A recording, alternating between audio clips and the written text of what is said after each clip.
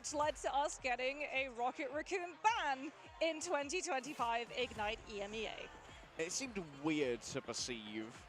All right, let's head into our ban phase here. Mox, looks like first up is going to be Lunar Snow coming from Envy, and that's, of course, great for trying to shut down the Psylocke. Yeah, and there goes that Mantis that we talked about. So Citadel are going to be very, very happy. They've been able to gut some parts of a res composition, and they've also been able to impact Speedery coming on through on that potential Ultron. And as we talked about, there's the Captain America coming on through for Poly too. Yeah, that's going to be Poly prioritized when it comes to the ban phase. Of course, both of our coaches are on stage right now, live talking through the bans with their team, being able to input directly. We've got Gator and Salah, both very experienced when it comes to these phases. Human Torch is gone next. And I wonder if Envy are going to have to match that ban, because there is a position where maybe you could see a Protect come through from Citadel and get an uneven Torch. Well, now that Envy have lost access to Mantis, they're going to actually go after the Ultron before saving themselves Cloak and Dagger. So that backline is secure. They're going to have the Cloak and Dagger. They're going to have the Luna. Psylocke is still in the mix for Envy and Speedery. We've seen him get targeted in terms of flyers. Now we're going to see him lose access to the Psylocke because Emma was up, Luna was up. Those two combined are a Psylocke's best dream. Yeah, maybe they're trying to force a Storm pick here from Speedily. For Citadel, what do they prioritize for their last Protect here? Maybe the Human Torch, but also having something like a better strategist. Yeah, there we go. The Cloak and Dagger, very important for the overall survivability. Don't want to be forced onto a necessary triple strategist comp. One-sided Terror Cape as well is something that is absolutely terrifying. 28% increased damage coming on through for 3 seconds with a 12-second cooldown is absolutely insane to be able to go after, especially if you're able to hit it onto a majority of players when they're sitting inside their own strategist ultimate, as we're going to be seeing a Star-Lord ban come through from Envy, and that's because Tanuki, one of the things that Tanuki would go for if he was banned out of Black Panther and he wasn't able to get his Wolverine, would be the Star-Lord. Ah, yeah, they're letting the Human Torch ride here, but likely they've read that they're probably going to be going up against the Black Panther, so they don't need to ban the Human Torch, because Black Panther and Human Torch are both Tanukis when it comes to his role on this team. Yeah, and I mean, for Citadel too, you're going to have the Human Torch up. Do we see an Invis woman come through? Because normally, like 9 times out of 10, Cloak and Dagger is the better strategist. I think we're both in alignment when it comes to that particular one. But when you have Human Torch and you get your sibling team up and you get that additional armor to be able to survive, especially because if it is going to be some of those other maps instead of Eldritch Monument where you don't have a lot of natural terrain to be able to hide around, it can be pretty brutal for those flyers up in the sky. All right, heroes and villains, let's get into our first map of the day. CTG.BRBR, our EMEA #1 seed, going up against the #3 from America. But a lot of people will think of it right now. They're #1. It's Envy. Let's see how these two regions are going to interact. EMEA versus NA. Compositions we've seen in the past being pretty similar, as Envy are going to be rolling out with the Jeff just for the speed bubble for now before swapping on over. As Citadel, they're going to be speeding into this fight with a strange teleport immediately off the rip. Okay, early pranks potentially trying to grab someone as they roll on through. Terror Cape instantly. Question is, who have they caught with it? Poly just going to move over into a little bit of healing, make sure that they're sustained, and Speedery being able to take everybody out here. Look at that collective damage. He was really creating unfair fights here and allowing repositioning using the speed. Yeah, and Pokey actually used the Soul Bond very early on as they came through from that portal, so they don't have it now to play aggressively as they walk into the space that Envy already control. Spam pressure comes on through from Tanuki, just trying to take some of that space that Envy had and barter it back to Citadel's side. All right, at the moment it seems like Citadel have most of a space on the point, but Window's going to be walking on up to get that. Month is down, and so's Nero! The entire strategist line's collapsed, but Tanuki feels the pressure starting to roll on up. Posey's going to fall on down as well. Envy know that it's do or die right here, as you have to go all or nothing with no heals behind them. The aggression doesn't quite pay off as Ken managed to hit Pay Dirt with the life spores, and that's going to be a first cap here for Citadel. Yeah, Pokey's actually going to burn the self-cocoon to come on back into that fight too, so that Citadel have an immediate stand on that point, and Envy can't go for a fast reconnection, especially when they're running that storm. They can get into these fights a lot faster than their opponent, as we're going to see Window onto that group, trying to set up for a strangling prison combo, potentially with the Storm Omega Hurricane. Yeah, this might make Enzo feel a little bit of fear as well. You can try and fly away from those walls, but all the low ceilings here in the frozen airfield. It can get difficult in towards the back with the Omega Hurricane. Supernova going to be used in response here from Tanuki. An inhospitable environment gets rid of Ken, who might well be able to resurrect themselves thereafter and come back with a Soul Resurgence. Enzo's the next to fall on down. Deep in the enemy territory as Alex has to fade away into the Dark Force dimension. It's a quick dodge away from Tanuki to get away from that Sonic Seduction. For now, the wiles of Emma will be resisted, but Alex not going to be quite so lucky. Tanuki strikes on back as Alex is brought on back with the Karmic Revival. Kaluj getting up close to Enzo. Envy still haven't been able to flip the point right now, though. Citadel doing a great do-si-do to try and keep themselves onto there. Alex kicked into the wall. No, it's a little bit of a miss there from Kaluj, and the map has started to move, which complicates matters. And the Sonic Sentience cannot be grabbed. Kaluj getting up close now with a fully charged beam. Month helps out in the end, and Envy still cannot cap, but they're close to pay dirt. I mean, typical Res comp, you don't need to win the fight, you just need to not lose it. And they've been able to stall to almost 70% off of the back of it. Envy now playing all the way back from 0% too. We're going to have to invest a lot of these ultimates. The Citadel actually going to be swapping Enzo over to that Magneto. They've seen the Groot. They want to have that Meteor M to be able to absorb the Strangling Prison. Yeah, could be a great amount of heal that is going to be available here. Tanuki has to decide on the pathing as well. Early use of the Omega Hurricane here. This could be an easy disengage for the side of CTG.BRBR. They find Ken and Pokey in the corner. Wrong place, wrong time, wrong wins. Fan the flames as Envy holds strong. Yeah, good economy too coming on through from Envy. One fight win, one ultimate invested, 38% of the point picked up off of the back of it. However, Enzo has been able to cloak up with that Magneto, building up the Meteor M, and they do have that Eternal Bond from the Cloak and Dagger too. Envy don't have a one-shot here, and that's the problem that Month has to deal with when the Magneto ultimate comes through and manages to hit pay dirt.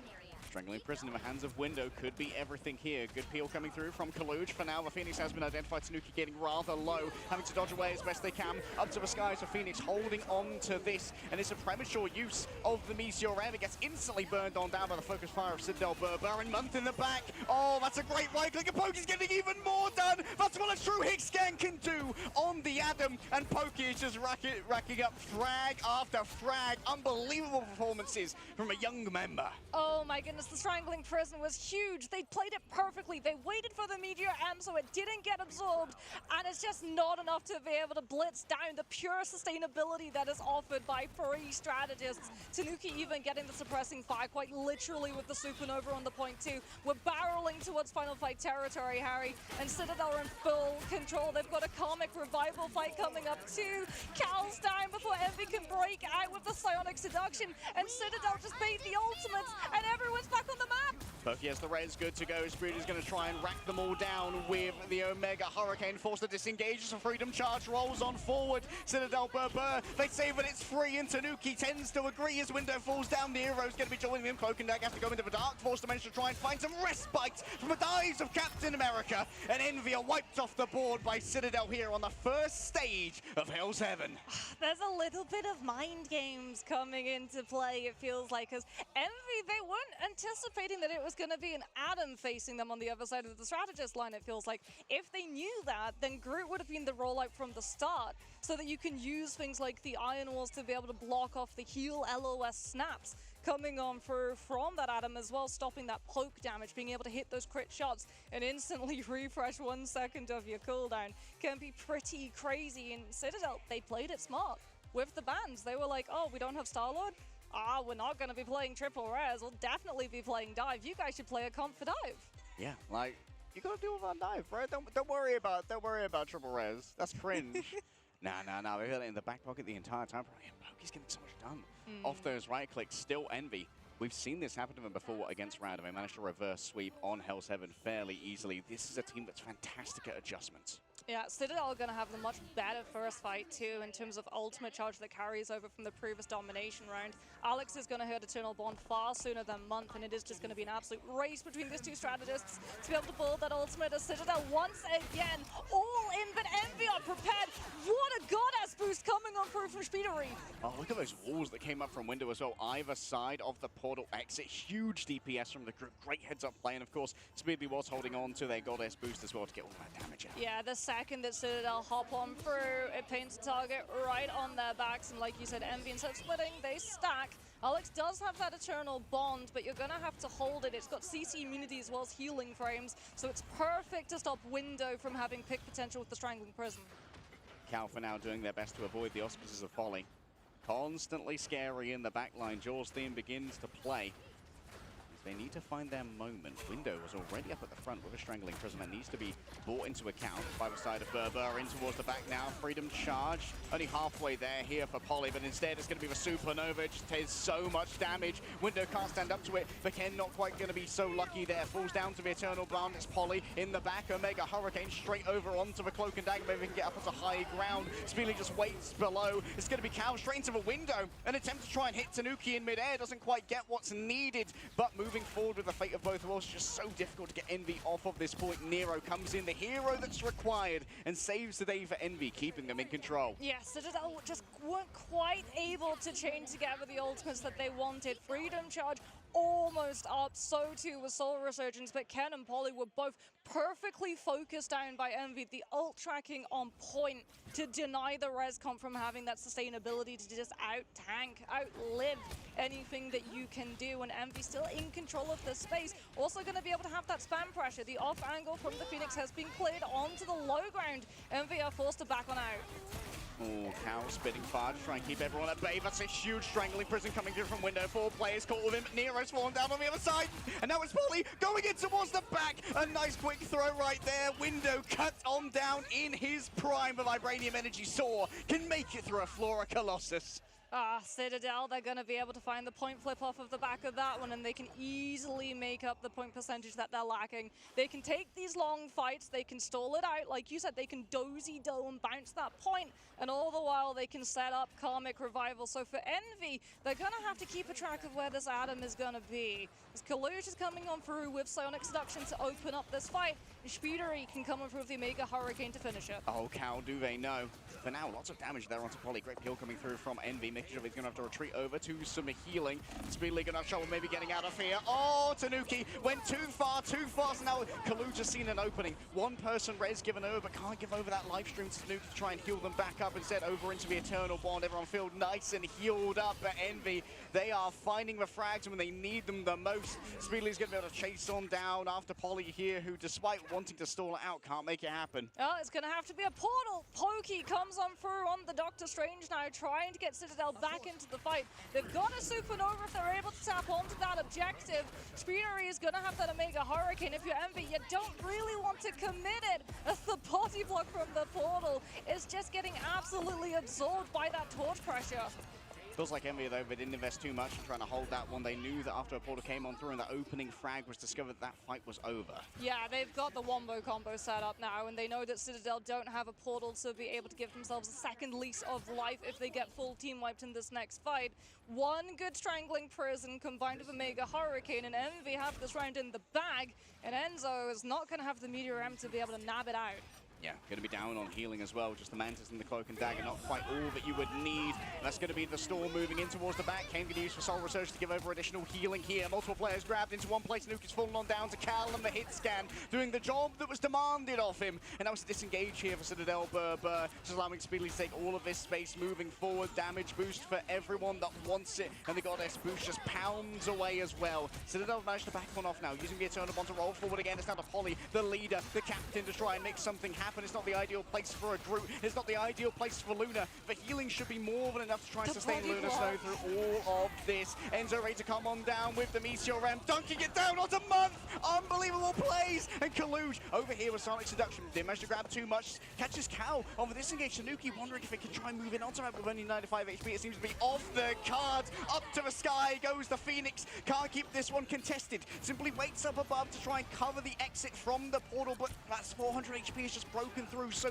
quickly in the face of Citadel Gaming. BRBR, Cal from downtown gets the business end of Tanuki. Poly in towards the back. Yeah, there's a quick freeze from Nero, but is it going to be enough? It's still overtime, ticking down in favor of Citadel. Pokey moving over onto the Doctor Strange, gets Month, and the remainder of Envy have fallen as well. Overtime starts to tick away, and Citadel take the first map. Oh my goodness, what a portal play coming on through from Citadel. The fact that they were able to come off of the Adam Warlock, reinstate themselves on that point, come through with the Supernova to instantly lay full claim of every single bit of map control. Not just the point itself, but also the choke that Envy would have used, hit around that corner, trying to stabilize and stave off any potential further pushes coming on through from Citadel's side so that they could go really, really quickly with the setup of the Groot and the Storm combining to find that full team wipe when the resources just were not there, and they're denied. We talked about the fact like we were a little bit worried, you know, maybe letting one-sided torch coming on through might have been a little bit problematic. And I mean, that's something that Citadel had, right? They had options. Yeah. They had so many options. They had Atom comp available with the Mantis. They had the Black Panther, the Wolverine, if they wanted to go that direction. And then they also had the Human Torch too. So even though we saw great adaptations coming on through from Envy at the beginning of that second round, they just could immediately come up with different problems for Envy to not have time to solve. Yeah, I don't want to force thoughts into their brain, but might have been a heads-up play there from Window. Like, I can stop this. I could stop this unmirrored Human Torch if I do the bait of going Groot. And they think, oh, I know what counters Groot. I'll go Wolverine. But Tanuki stuck to his guns on the Human Torch, realized that it was working, did not take the bait to go over to a Wolverine. I think they dealt with the Groot fairly effectively. Yeah. The Strangling Prism Wombo, I think, only got one successful operation. It was some good peeling that came through from Citadel.BRBR. But to reiterate the line that we started off our cast with here, this was Citadel Gaming's probably best map against the weakest game mode, some would say, for Envy. So statistically, if Citadel were going to win one, it was going to be Hell 7. Yeah, and I mean, going from statistics, we kind of can already predict the direction that that second map is going to be going. So buckle up those seatbelts, Harry. I think we're heading off to Asgard. We might need to open the Bifrost for this next one. Yeah, Idris Path is likely where we're going to go. And as you pointed out earlier, they love their triple Vanguard, triple strategist hold. However, I think that what happened against G was more of an indictment of how Korea plays the game than really an indication of huge strength from that composition. We know that Korea, they're kind of loath to move away from 2-2-2. Well, that's the thing. Gen.G was the outlier. Gen.G liked playing top-heavy strategist compositions. In fact, they even had some compositions where they had solo Vanguards coming on through. Although OG also liked to do that too, so keep an eye out for that strategy potentially a little bit later on when they face up against 100 Thieves. But if you're Citadel, this is the concern, right, for Envy. If you take them to Yggdrasil path, it's predictable. Yeah. We can be like, yeah, it's probably going to be Yggdrasil path, which means that everyone on Citadel's side are like, yeah, it's probably going to be Yggdrasil path, which means triple Vanguard, triple strategist. Now, in terms of your ban line, do you start removing some of those pieces? Yeah, you bet Citadel yesterday they were screwing a bunch of Idris Path, knowing that in all likelihood they were going to be going up against Envy. Like, we know where they're going to take us. And of course, this is a longer series. It's the best of 5 months. We're moving on from our best of 3s of yesterday, which means that there is going to be a lot of longevity, not only in our map pool, but also in the depth of strategies. Yeah, I mean, if you're Envy, you need to recover. Like, I feel like it could be a trap getting baited into taking them into Yggdrasil path, but at the same time, if you just lost Hell's Heaven, you want that point of recovery, you want that little bit of just window to full recover before it landslides away into an unrecoverable position. As we can have a look and see all of these statistics, I mean, Alex on the Cloak and Dagger doing 37,000 healing in 2 rounds of domination is absolutely insane. Month also matching too, but like, the reason why Cloak and Dagger is such a good strategist is the AoE on the primary, right? You've got a lot of utility, you've got an iframe on Cloak's utility kit, but then Dagger's base primary is AoE, so everyone within 12 meters radius is getting all of those heals. Yeah, here's a quick look at our MVP of Tanuki, one of the younger members of Citadel Gaming. Of course, is here with his parent chaperone here in Guangzhou. First LAN, I do believe. And, well, Tanuki, he played a couple of other hero shooters, doesn't really have much of a competitive history. Used to be a Rocket Raccoon one trick, and then discovered his love for Black Panther and kind of blossomed from there. It really has been a huge come-up story from Tanuki, who previously played for OG alongside Enzo and Alex. They got second in the Marvel Rivals Invitational in EMEA, but it certainly seemed like Virtus Pro were definitely the better team. And very conspicuous by their absence here in Guangzhou. Yeah, Tanuki played, I think it was one small tournament under Euphoria's EMEA team, Yes. and then instantly got scouted Yeah. and grabbed into OG because they just saw what a prodigy this guy is going to be.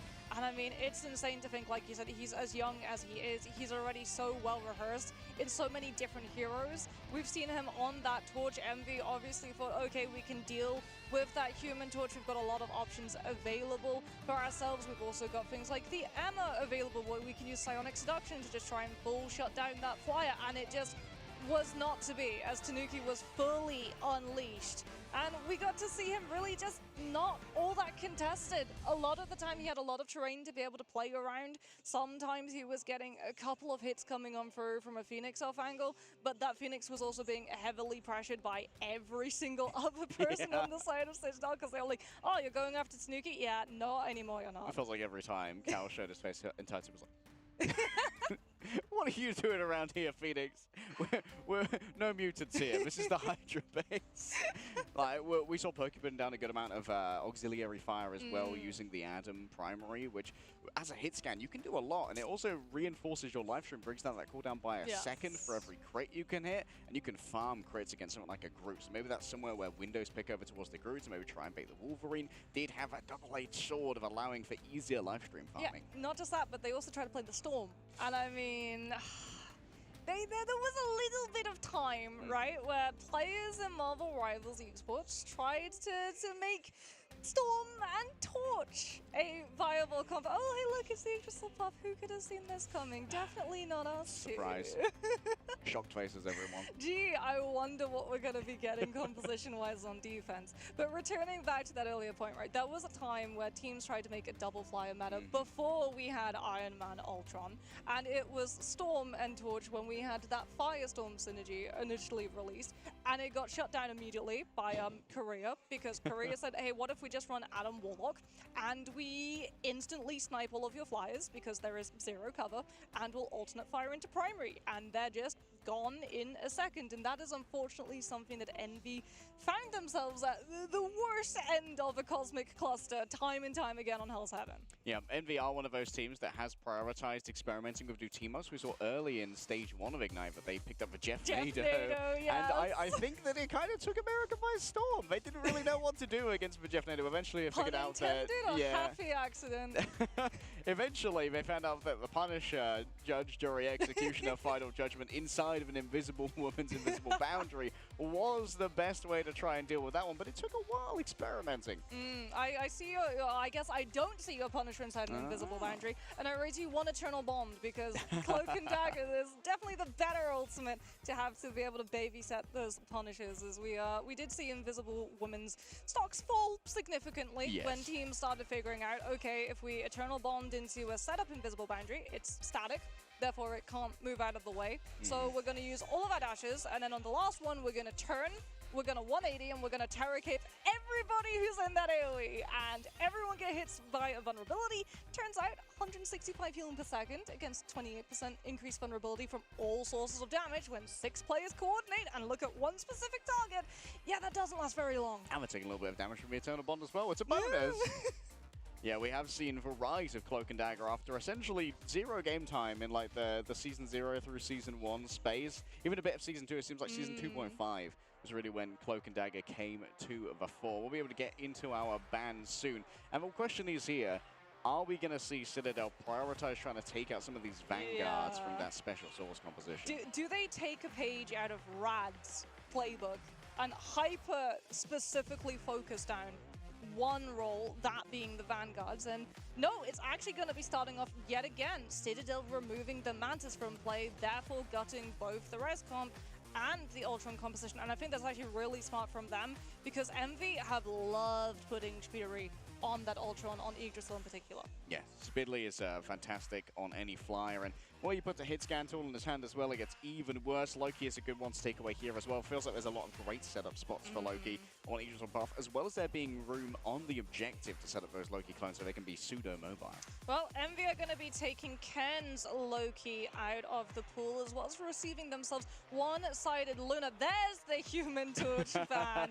Yeah, they are going after Johnny Storm with the water hose on that one, and the Cloak and Dagger is going to come on through from Citadel as well to make sure that they keep a good strategist line rather than going for the Psylocke protection. Yeah, likely going to see a last Cloak and Dagger protect here as well to allow for Nero and Month to stick as that two-person wrecking crew in the back. Not need to move over towards a tertiary strategist. And the last ban here, the Doctor Strange should be good. Kloj is so good at Doctor Strange. He gets so much value out of Agamotto, and it messes with the portal recontest. Yes, that's the thing. Whenever Envy started losing momentum on their spawn holds, they would have whoever went down swap to the Strange portal back, and instantly all of that momentum would come right back onto that side. And as a result, even if they lost like 1 or 2 players, they were still able to hold for 3 minutes almost every single time they played the Yggdrasil defense. So like you said, removing the Doctor Strange does go after one of those vanguards, but also really neuters Envy's ability to regroup and stabilize, as opposed to Citadel, who, when they're on the attack, their spawn is right behind them. If one person goes down, that trade is infinitely more valuable for them than it is for the defense. Yeah, it's definitely an uneven attrition gradient when you're in that spawn hold scenario. But Envy have just been so good at backing each other up, make sure that it's so hard for someone to be lost in all of this. Sometimes group can be a great way to intercede between the safe locations of both strategists and where the vanguards are playing to try and keep that point contested. Block the line of sight on the heel. Yeah, we potentially get to see Emma Aegis as well doing that same purpose, where you see where the backline are trying to safely position themselves around the corner so they avoid incoming poke damage. And we're going to have a look, and we'll have to wait and see for Envy's spawn hold, as they're going to be on the attack this round, and Spidley is going to be on that Storm double flyer composition once again with Window on the crew. Well, Poke is already down. Seems like Window well and truly knew the value of the Groot in breaking these spawn holds, and so it's going to move forward to just try and fall down on the car instead of falling as they disengage. The rest of Citadel, they do seem to continue committing to this fight, and Cal's been doing a good job on the Phoenix here, just slowly whistling down everyone with those explosions with the sparks. Yeah, Storm and Phoenix, very much a lot of mobility when it comes to taking those off angles of verticality, and you also have the one-sided damage boost, so you get that tempo attrition push against Citadel. However, Citadel have a Doctor Strange access, which means that they have a portal to instantly regroup and teleport before Envy can break around that problematic first corner. I think that the Wolverine stayed behind the portal to not be seen just yet. Maybe to try and get a surprise. Oh no, there he is. He's been seen. Tanuki almost instantly gets grabbed as well. Enzo gets whacked into the wall. And Spidley just continues to lay down so much fire here. Managing to avoid having the shield broken, putting it down just for the impact of a Phoenix. Invisible boundary is raised up as well here by CTG.BRBR. And then we're just going to be able to cleanly disengage here. They haven't put in too much, but Month, I believe, gets grabbed by Tanuki with that feral leap. Now you've got to deal, however, with the Omega Hurricane in the back, forces out the Eternal Bond. For Envy, they're fairly happy with this one already. They've forced out all the resources they need to. Yeah, and they've still held on to their ultimates. Other than that Omega Hurricane, they went for a pretty dry fight. So they've got both the Cloak and Dagger's Eternal Bond and the Luna's Fate of both Worlds to amp up any damage output coming on through when people get CC'd by either Emma or Groot. And now that the Storm has been able to break out of the Storm doors, we're going to be seeing Spidley go on to that Psylocke to take off-angle flank instead. Oh, backline here getting healed up. Holly was trying to make something happen towards the back. And that's going to be 2 players falling down already from the side of Citadel. Envy are absolutely popping off. They crafted this fight so well. They knew exactly what they needed, and they didn't overspend either. Yeah, and I mean, they just went for an Eternal Bond to instantly remove any space from Citadel, get that Psylocke into the back room so that there was no reposition, no stabilize angle coming on through, and just 3 people on that convoy. They already know that they've dealt with the portal recontest. It's just going to have to be Citadel walking through a choke alone. Yeah, against walls as well. Polly's going to have to do it alone. Has the freedom charge to try and make it work in towards the back now, knowing that someone else is onto the point in this case. Nero falls down before they can use their ultimate. Oh, and that's going to be a double stun as well. Coming through from the side of Doctor Strange. Only 1 minute remains. Nero, a critical mistake. The fate of both worlds hung in the balance. And Nero sat there twiddling his thumbs. Yet another feral leap. They're staggering Kaluj. Grabs him with the diamond form. The carbon crush is good. And that's even more time burned. I tell you what, that's a little bit of medicine for Envy's stagger against the Magneto yesterday on Celestial Husk. And that is really unfortunate for Envy because now they have the better ultimate economy, but they don't have the space to be able to use them on the objective. They got to break around that first corner. So Citadel posture up more aggressively forward, forcing Envy to part with an ultimate on walk up rather than on the objective fight, which they can simply just disengage. Speedly has made a move here over to Psylocke as well. Has the Dance of the Butterflies ready to go. Cow's already fallen down. Pokey gets them with a Dark Maelstrom. Dark energy racks the veins of Phoenix. And even the Phoenix Force can't expunge that one. His mother in the back has already gone down. Nero forced the fate of both worlds, believing it still to be winnable. And Window feels the same way, but the invisible boundary is drawn up around the strangling prison. It's a prison break here. And Alcatraz is broken forth from by Citadel. Envy, with only 12 seconds remaining, going to have to make a mad dash towards the point. I think it's going to be Cal and Speedly who have to do it. I mean, they've got to get it through an Eternal Bond. The Psionic Seduction from Citadel, they're denying the touch. Speedly's the only one, but the Solo can't use the ultimate because you don't count as contested. It's the Venom that has to come through from Window instead. He's on the point, the Solo goes out, but there's not enough damage. Citadel's players are too spiked. And last stand ready to go. Down lands for Phoenix. Kalush trying to make it work with a Sonic Seduction in towards the back. Month and Nero already down. The healing's all gone for Envy. They're doing this with whatever HP they've got. And you know that Poly carves on through. The Sentinel strikes true. And Citadel hold on first. That was an absolute heist of Yggdrasil Path. That was a heist. Wasn't a jailbreak. That was an absolute heist. Oh my goodness, someone called 999. There has been a crime. There have been multiple crimes. Envy are going to be kicking themselves. They really That's the worst part. This is that comfort map. This is the map that they decided to take us to. They were going into a composition that they themselves run, which they showed they knew how to break the easiest with the Storm composition, and they made mistakes like holding onto the ultimates as long as they did. Yeah, greeting it. And this might be a BO5, but that greed and that tilt is going to carry into the next map if you're not careful. Well, this is what Citadel were talking about. Their best chance against Envy is to win early, put them on tilt, get them blaming each other in comms. And, I mean, Nero held that ult. Yeah. I don't want to single out one player, but Nero being allowed to fall in that scenario is... It threw away that entire attack where they had all of the positioning. Poly had to break through, use the freedom charge just to touch to get through. There were Groot walls on both sides of the choke. There were players on both sides of the convoy. It was done so. It was literally first in the bag, and Citadel just took a pair of scissors and cut the bottom out of that sack. Well, the sack has been slashed, but the question is, will Envy be able to hold up close here and do an even better job than Citadel? I mean, this is where Envy have their strong suit. Can they get past, though, the frustration of that last round? Good blind already comes out from Citadel, too, and is distracting the fact that Poly's already in the back line. Citadel are just spreading the attention away. Yeah, double CC right there. Feral leaped in towards the back, and then it's going to be the Carbon Crush to keep Kaluj in place, make sure he can't activate the damage reduction of that either. And now Pokey just dodges on away, keeping this paranoia in the Envy backline. Window's fallen down as well. They're too busy healing each other. A bit of patty cake being played, but the Vanguard line was mulched in the meantime. Oh my goodness, Citadel, instead of fighting into the triple Vanguard, triple strategist in a brawl situation, they slowly draw resources away into all of these different areas, and now we're on a final fight territory. Envy, if they're not careful, aren't going to clear the Wolverine, and someone, even if they clear him, is getting grabbed and deposited into the entirety of Citadel's team. Okay, a missed feral leap right there. That's a chance for Envy to move on forward. The Carbon Crush, I believe that was some missed usage, but it has at least kept Tanuki at bay. And now the cart is right on the precipice of this. A player's almost fallen down. Enzo forces out the use of the invisible boundary, but they're moving further away. Someone is to go in and touch! Envy! Oh, they're on mind control. They were dragged into the air by Tanuki, and they were slammed down to terra firma. They were grabbed, an avenging Icarus that reached for the sun, but they flew too high. Oh my Citadel, they broke Envy Envy's whole, this is what we talked about, predictability. Yeah. Predictability is a problem because they came into that map with a plan.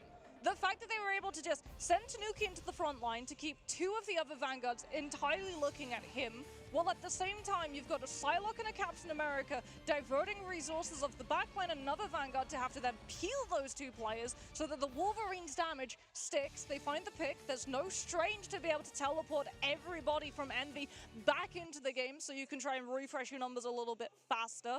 And then because it's been so one-sided, backline haven't been able to heal anyone. They haven't been seeing anyone within LOS taking damage because they've been zoned off the fight entirely, so they don't have a strategist ultimate to just blitz through, choke, and play onto the point. And they don't have a Vanguard ultimate, and they don't have a duelist ultimate, so they don't have CC immunity, and they can't get themselves out of the Amazonic seduction, and it's just done. Yeah, I saw a great boxing as well when Polly was in that small room with all the strategists and to actually threw the Aegis from downtown while he was still CCing Kalush to try and just keep them. They have to either exit the room to heal the Vanguards where they're going to get themselves into the LOS of someone else to poke them, or they were going to have to deal with Polly and Pokey. And like you said, Mox, predictability. You know everything, but if I know what's going to happen, then Salah definitely knows. Yeah, I mean, they've been scouting this for a while. We've seen a lot of these teams, like, they've actually even been watching. Sentinels were watching a lot of Rad's games yesterday. Yeah, and actually, was taking all the notes. Nova, and they were right next to me. I had my notebook, they had their notebook, and we were like, oh, this is really fun. Nobody's. No friend. But, I mean, if you're MV, you've got to just take the downtime between the next map. Your coach has to come in clutch right now. Like, you have to just decompress, ignore the fact that that map happened. Yeah. You've just got to play it like this is you going into second map. Idris Elba. Nah, we didn't play that at all. We're going to have some Mind Stone shenanigans round about here because that's definitely one that Envy wish they could forget. Yeah, this is where Gator's really going to earn that paycheck. Gator's turn to refocus all of these players with big personalities and make sure that any clashes are worked out before we get back into the lobby. It's going to be a huge job, but one that Gator's more than capable of. He has so much expertise in these high-pressure situations, and many of the Envy players do. So despite it being match point to Citadel, this is far from over. Yeah, and I mean, they are going to be forced, though, to take us to a convergence, which is going to be a little bit rough. Do you want to go Call of Djalia, which is dive? Didn't go great against Rad. They didn't win it, but it was pretty close. Yeah, it was pretty close. It's also very, very strong for res comp. It's also very, very strong for flying. Good for composition. Very, very good for Captain America and Psylocke, too. So I think for Envy, we're going to have to see something change about the bans. It really has to be. Maybe it's going to be an Insta Captain America target ban coming on through, because like we had so many opportunities for them to be able to play that. And it must be so frustrating too, because they were 2% away from Rage of Ultron. Yeah. When that Psionic Seduction came on through, and that would have provided you all of the CC immunity so that you would still be able to keep your players up, you wouldn't get enchanted by that Emma ultimate, and it's just, that's the kicker, right? They were so close to being able to pull that fight back, and they just didn't get the opportunity to even take it because Citadel was so dominant in the first part of it. Yeah, well, let's talk Alternate Universe as well. This is where credit to Salah comes through. You don't ban that Doctor Strange. Kaluj falls down first almost instantly. Teleports back. Yeah, swaps to Doctor Strange, comes on back, you get another instant fight, and then you get probably an entire cycle of strategist ultimates to try and survive. Yeah, I mean, that's what we talked about, right? Taking the Doctor Strange away. Not only do you take the Doctor Strange away for the Puerto Rican test, it's also a sense of comfort. Like, there was probably a voice in the back of their head saying, like, oh, if we lose a player early, we don't have Strange Portal to get them back. Yeah. We've got to take a 5-5 versus 6, so we didn't really see them hold the spaces as confidently and aggressively as they wanted to, because they didn't really try and clear the Psylocke or the Captain America, right? They sort of just let them walk in and reacted when they showed up in the backline. I mean, worrisome as well here is that Citadel have now done this with essentially two different looks from Tanuki. Yes. Both the Human Torch and the Wolverine have proven fatal to Envy, and you can't afford to spend bans on both of them. Yeah, I mean, that's what Citadel, one of their strong suits, is. It's not just the momentum, it's not just the scouting, it's also the flexibility. Because if you try and ban out Pokey and Polly, thinking that those two are the problem, Tanuki rears his head and says, hi, and then if you go after them, Ken's like, oh, you didn't insta-ban my Loki? Well, we're now going to save that.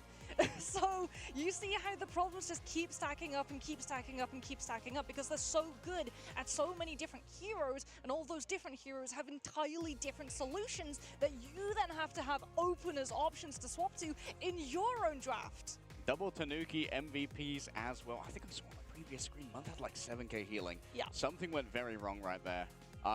That's going to be one for VOD review. That seems a little bit low for a Cloak and Dagger. I don't know. Let's focus in on the positives of Tanuki. There were a lot of assists here as well by grabbing people into those less than desirable locations. We saw that with Kaluj right at the start, being grabbed on the hammer. With a chain seizing as well from Enzo. Yes. These are well-drilled plays, and you can tell those are well-drilled to deal with exactly what Envy we're going to bring.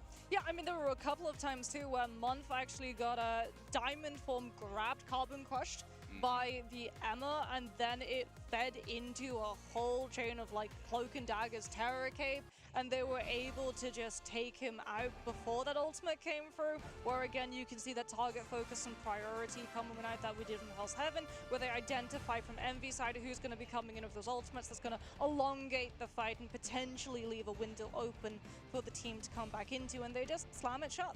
3 Vanguards, and I played Wolverine to counter it. Why didn't anyone else think of that? Weird.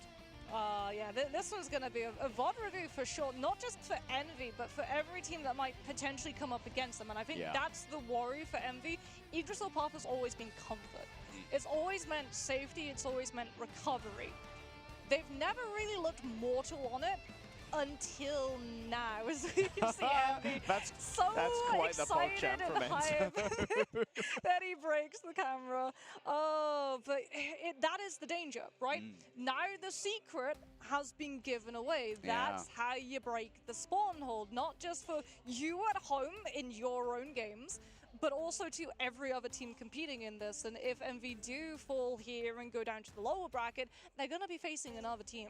Yes. And that team is going to have access to that VOD, and they're like, oh, okay, so if we go up against Envy on Yggdrasil Path, that's the composition, that's the strategy, that's the angle, and that's the engagement line we'll take. Yes. All we need is for Nero to have a little brain fart as well. Also helps. Yes. My Q key didn't work. You know, the players bring their peripherals from home. Maybe my Q key is a little bit sticky. It's got a bad action on it. It's maybe like, oh yeah, like Loki, double hit confirm. Yeah, but I've got to check with both worlds before I decide on my fate, you know? There are many realities. We didn't have a Doctor Strange. We couldn't look through any of them. We just guessed. We didn't guess right in this case. However, where are we going to go next? Convergence. Our options are what? Symbiotic Surface, Hall of Jalia, Hall of Jalia, and Central Park would be the three. And maybe Symbiotic Surface? Maybe Symbiote. I feel like Captain Central and Park's probably better for is, flyers. Yeah, Central Park is much better for flyers. But if you go Symbiotic Surface, you also have to worry about the Psylocke flanks coming on through. And I mean, Poly and Pokey have had access to every single resource that they've really wanted to. The fact that they got Poly and Pokey with the Emma on Yggdrasil as well, too. So we got double up Psylocke, the concussion glasses coming on out. Yeah, getting Emma, Cap, and Psylocke is like so.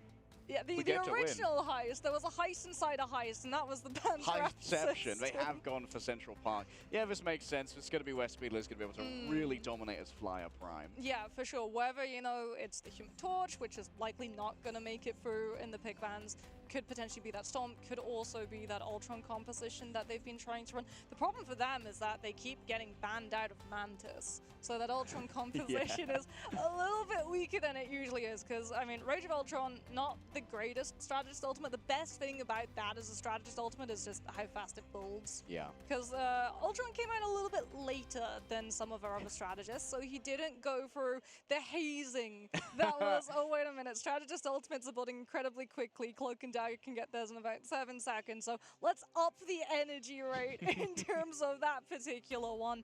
Ultron managed to slide on through. He had a whole pass when it came to how quickly his ultimate builds. So Rage of Ultron traditionally is the first ultimate on the field. Something is dreadfully wrong if it's not, but you kind of have to make up for the lack of healing by doubling it up. You either use it first to start a fight to force an ultimate from the enemy team so you can have a better ultimate economy as the round goes on. You have 3 strategist ultimates, so that 2, or you pair it with a Mantis ultimate and you just all in run at them in a death ball. Yeah, because Mantis ultimate not just healing damage, it's a speed boost as well. Yes. Underrated utility by many players, but Speedly has shown just what it can do with a Storm as well. Having that ability to freely speed boost your team has been just so imperative for being able to choose how to take an engagement and maybe bait some resources out of an enemy team when they don't really get value.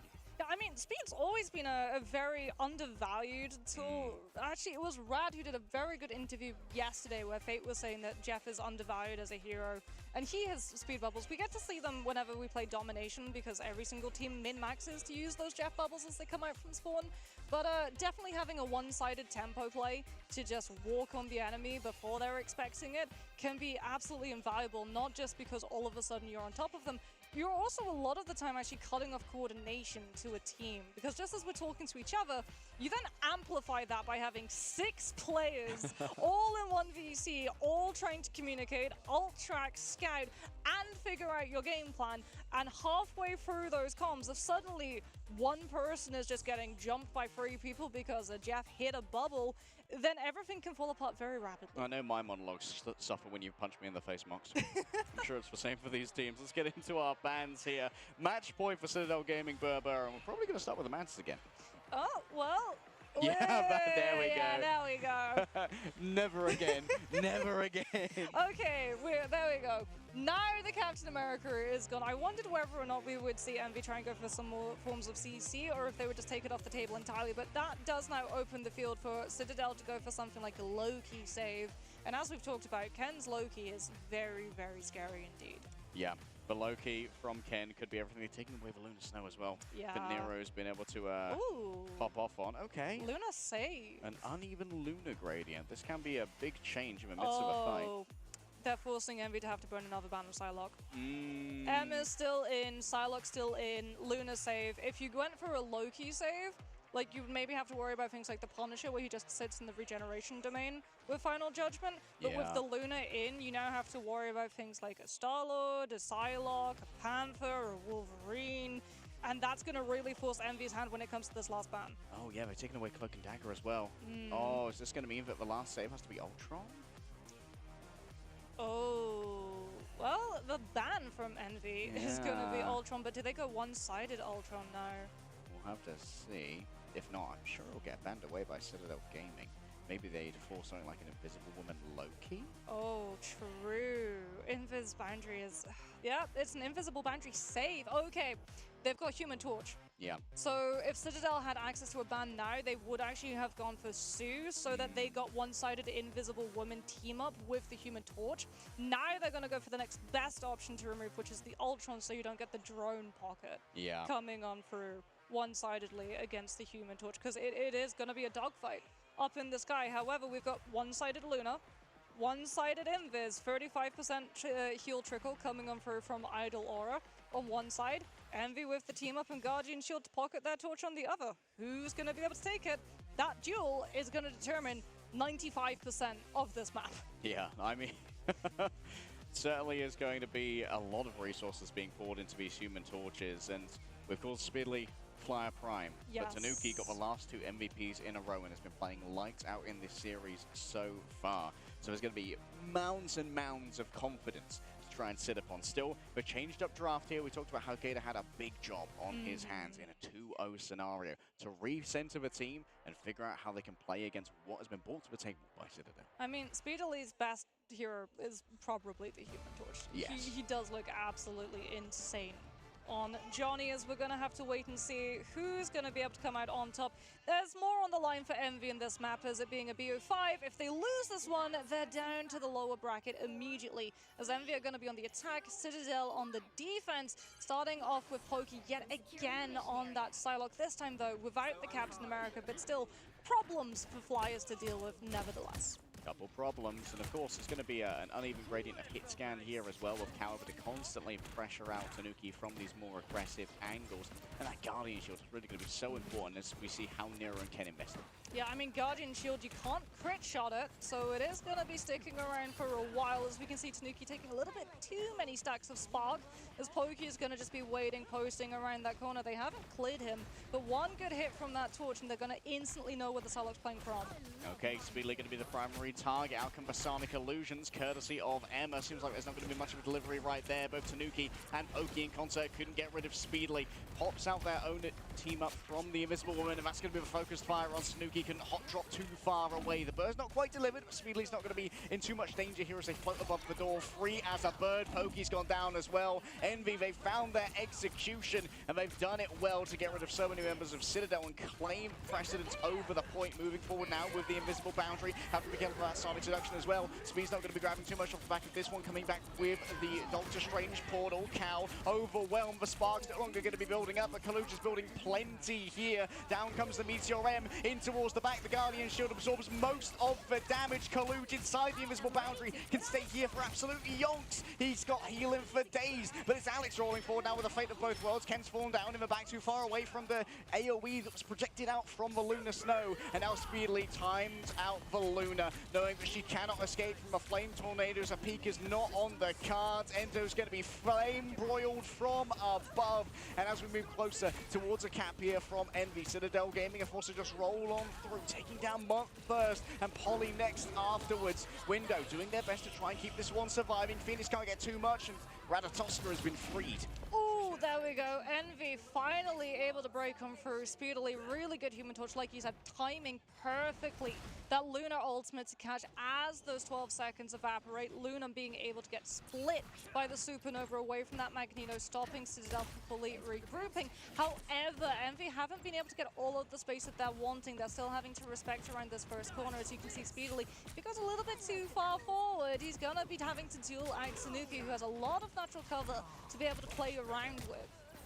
Pyro Prison is erected, and Enzo forced to use their Psionic duplicate here to try and reduce some of this aggro. Still 6 players going all in onto Enzo. The healing's not quite enough. Everyone else was forced to disengage. That must have been the handiwork of Speedily. Envy have the better ultimate economy, and Citadel know this too. If they can't prolong that poke phase, they don't have the ultimates to match, and they just have to disengage, which means more convoy space. Envy now going to be keeping Citadel all shuffled up inside one small room, which means that Tanuki is forced to burn the Supernova just to break through. Supernova rolling forward. Phoenix hits the ground, and now Enzo's already been too far out. Tanuki going to try and turn this one around, so close to the cap, and indeed it is completed here. Citadel Gaming BRBR, they invested, but they weren't on the point. Without their trusty Captain America, their objective roulette has come up 0. Now, with the Human Torch in play, Envy are on absolute fire. This is an entirely different team, as they have so much ult potential. The snowball is unreal, as Citadel don't have a good opportunity right now. They've got that Lunar ultimate, Fate of both worlds to come on through, but they're going to have to hold for Pokey's ultimate to be ready before they can have the damage boost to have a potential and just pick one of these players from Envy off. In comes that Venom dive into the backline, trying to force out those Loki regen domains, but Enzo might have been enough more than he can chew, and he gets grabbed back before he can get out. The perfect pull from Nero. A redemption story for sure. Just dodging away right now is Tanuki. Sonic Seduction not going to be able to grab any members. The Feminine Wiles of Emma resisted for about a moment longer as Speedily lets the flame tornadoes burn on out.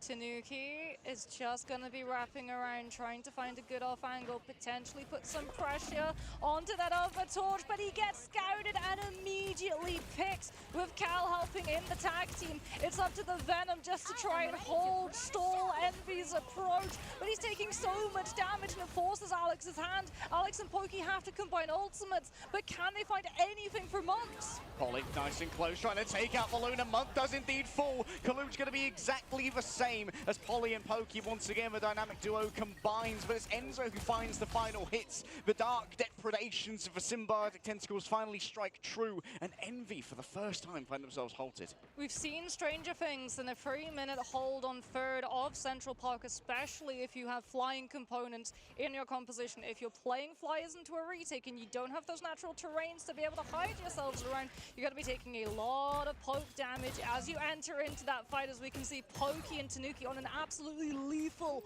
crossfire right now. Yeah, this is where things get difficult, trying to move in controlled territory where you have a Pyro Prison and the Phoenix taxing your approach. Kaluj still building up towards that high energy very quickly. Speedly, what a flank here. Moves in with the hot drop. Good evasion here. Great jump away from the invisible woman to stop all of this coming through. Envy have been able to close up the distance too with the flank. The torch got spotted, but it forced the attention, and they've now been able to approach the objective with invisible boundary in hand. Tanuki loses the duel. Psionic seduction from Kaluj. Envy think they can win this here and now. Oh, full focus onto Pokey. Nice use of the Aegis there to block off the healing. Great awareness. And that's going to be Cal finding final hit after final hit, a Carbon Crush to absolutely decimate Enzo. And now for the remainder of Citadel, they don't have the meat to move on forward. Spilly's just flash cooking them as they move through. The invisible boundaries are layered on top of each other. It's a Venn diagram of destruction as Window is going to be the final metal clanging note. And a Twisted Metal Salad is all that remains of a Citadel Gaming defense. Yeah, Window is the master of magnetism that round. Partly because he gets the Meteor M pick, and also because he gets to use his ultimate to absorb Tanuki's. A huge chunk of that supernova damage gets immediately absorbed by the meatball, and that is going to be Envy full pushing. It was a little bit worrying, concerning when they faltered on that third part of the point for the first time, but they were able to recover, just having the better ultimate economy, and also Speedly doing a very good job of understanding. If he just tried to play up in main, he would get shredded down instantly, so just go the long way around. It takes about 10 seconds extra, but that's time that you save by not getting picked out of the fight early. Yeah. And it seemed like Cal had great timing there as well. They isolated Tanuki in that off-angle position, and they kind of just, they pinned him using some suppressing fire until Cal had the angle needed. And they went all in and instantly decimated him. Didn't have time to hot drop out of there. Yeah, it was like dive, which is actually really funny because a lot of players say that Human Torch is kind of a dive hero. He can be dive, he can be spam, he can be poke. He can pretty much do it all, and that's another reason why he's so dangerous as a hero, right? All of the different playstyles, you never know which playstyle against the Human Torch you're going to be playing until you're on the wrong side of it. You find out real hard, real quick. Tanuki, is it real? Oh, well, they're on attack. They can't swap it, but it is out of spawn. And it is indeed real. They're going all the way around the back, and it's going to be with Enzo too. They've even got the Luna team up. Frozen Chi to come on through and provide an extra level of sustainability if Alex gets walked on when Envy spot out the numbers disparity. Okay, in towards the back, using the martial arts as best they can after the Dragon's defense. Plenty of damage to throw out, but that's a lot of resources used just to disengage to safety. Seems like Citadel Gaming's gambit has not paid off here. Envy were more than used to this. Of course, they have played against FlyQuest, so light flashed before their eye. Yeah, Envy, instead of backing up into a small room, which would have put them at a much worse position against the Venom Tethers, as well as that Iron Fist in close quarters, they just walk around corner, putting pressure onto Citadel's frontline core, and it's going to force Enzo now off of the Venom onto the Hulk, so that we can be a little bit more aggressive and stack with our team to provide bubble resource. Tanuki getting a little bit low, gets some metallical walks, a little bit of safety net coming on through, still not enough to get past Cal, speedily falling low. And it's Alex from downtown using the frozen arts of Luna so to make it happen. You can see that Enzo now sees an opening, heading right in towards the back, using the Eternal Bond as well. Up comes the invisible boundary, moving in rather close. It's Spicy Meatball versus Spicy Meatball. It's an absolute conflux, a coalescence of phoenixes in the doorway, and yet all stay clinging to the life force and the lights. Now moving forward with the fate of both worlds. The damage boost is too much to bear. Citadel Gaming finally find their opening in the NV defense, and the recontest might come through from something like a Doctor Strange, but it might well be too far gone. Oh, potential sagas? No, Tanuki is the one that actually gets picked. Speedily is so close to that supernova. Cal is indeed going to go for the Doctor Strange, and they are going to be able to portal through in time. Out comes a Groot too, just to be able to wall off some of these players and potentially find an isolation pick. And Paulie gets zoned away away from his backline. And what looked like Citadel were taking the point gets turned around immediately. Unbelievable heads-up play moving in towards the back now. The angriest Hulk that you have ever seen. A Gamma Exile in towards the back of a living. She is channeled forth. Nero falls down. Pokey traded out on the other side. Speedily the hero that's needed. Dragon's defense. Oh, a puny god dares to stand before Enzo. And Enzo feels nothing but contempt for such trickery at the hands of Asgard. Yet another Eternal Bond. It's Kaluchu's kicking this time. Kunlun kick works out in the end. And the recontest here from Envy does force out so many resources, but it doesn't retake the point. True, but it's going to have a domino impact now into their ability to take second. Envy, when they were attacking, had the better ultimate economy, something that Citadel had to bend the knee and respect. Now, as it is Citadel, their best opportunity to get space is just Enzo on the Hulk, with those melee damages, just slamming, punching, shredding through that Doctor Strange shield. But Cal's just going to fall right back to his team, and speedily with the Supernova shuts Tanuki's aggression, as the Iron Fist goes up against the Human Torch, but speedily burns bright, and he has enough fire to heat through metal. Oh my goodness, in comes the Phoenix, maybe a mid-air impact here. Yeah, takes a little bit of HP off of Speedily, but not much more than that. Attempts to try and turn us around with Sonic Seduction here, but it's blocked by their own group walls. Now it's time to move forward with the fate of both worlds. They want to dunk it so badly. Polly searching for value out of a Meteor M, but all it can do is take away the HP of the Groot. Pokey found themselves isolated. Monk gives a quick bit of damaging boost, and Citadel Gaming, they're stymied here by great economic plays from Envy. Envy are going to be able to get so much time off of the clock. Two from Citadel, they're pushed so close to that spawn.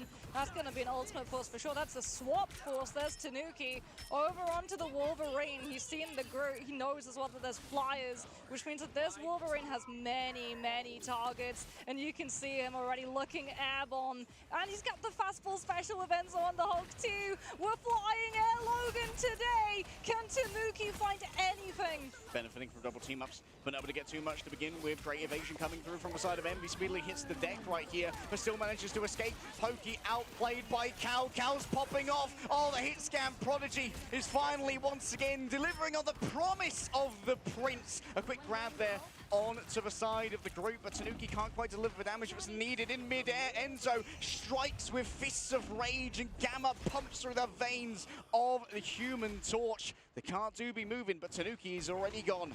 But he's got the last stand.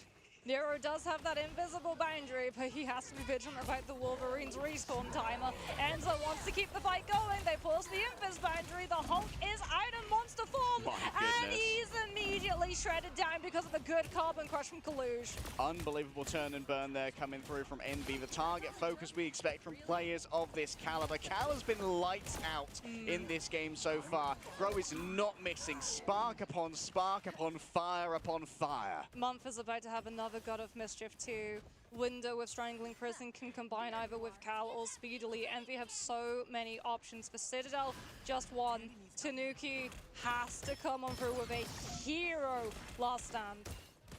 Heroics on the menu here, but can Citadel Gaming find them? Cal forced to dodge away for now. Supernova from the top. Enzo's cooking a grab. Question is, can they get the angle that they need? Speedily is constantly aware of what's coming through here. Was that a cancel? No, instead just a regular carbon crush onto Tanuki, and he's going to have the ultimate suppressed as well. Moving on through, Pokey does their best to try and get away. Alex doesn't get too much off the back of this, and now with the ultimate gone, it's easy peasy lemon squeezy for the Groot to deliver the damage. Yeah, Enzo takes down Speedily, but at this point it's just a consolation prize for Citadel Gaming. What a combo from Window and Kaluj. Groot and Emma, not two ultimates you typically see, but chained together so much crowd control. And Citadel just don't have the strategist ultimates to be able to live through it. It's got to be a portal play. Enzo sacrifices the fastball to give his team a fast entrance into this fight. Keep your eye on Tanuki. It's going to come down to the last stand because the Citadel's last chance.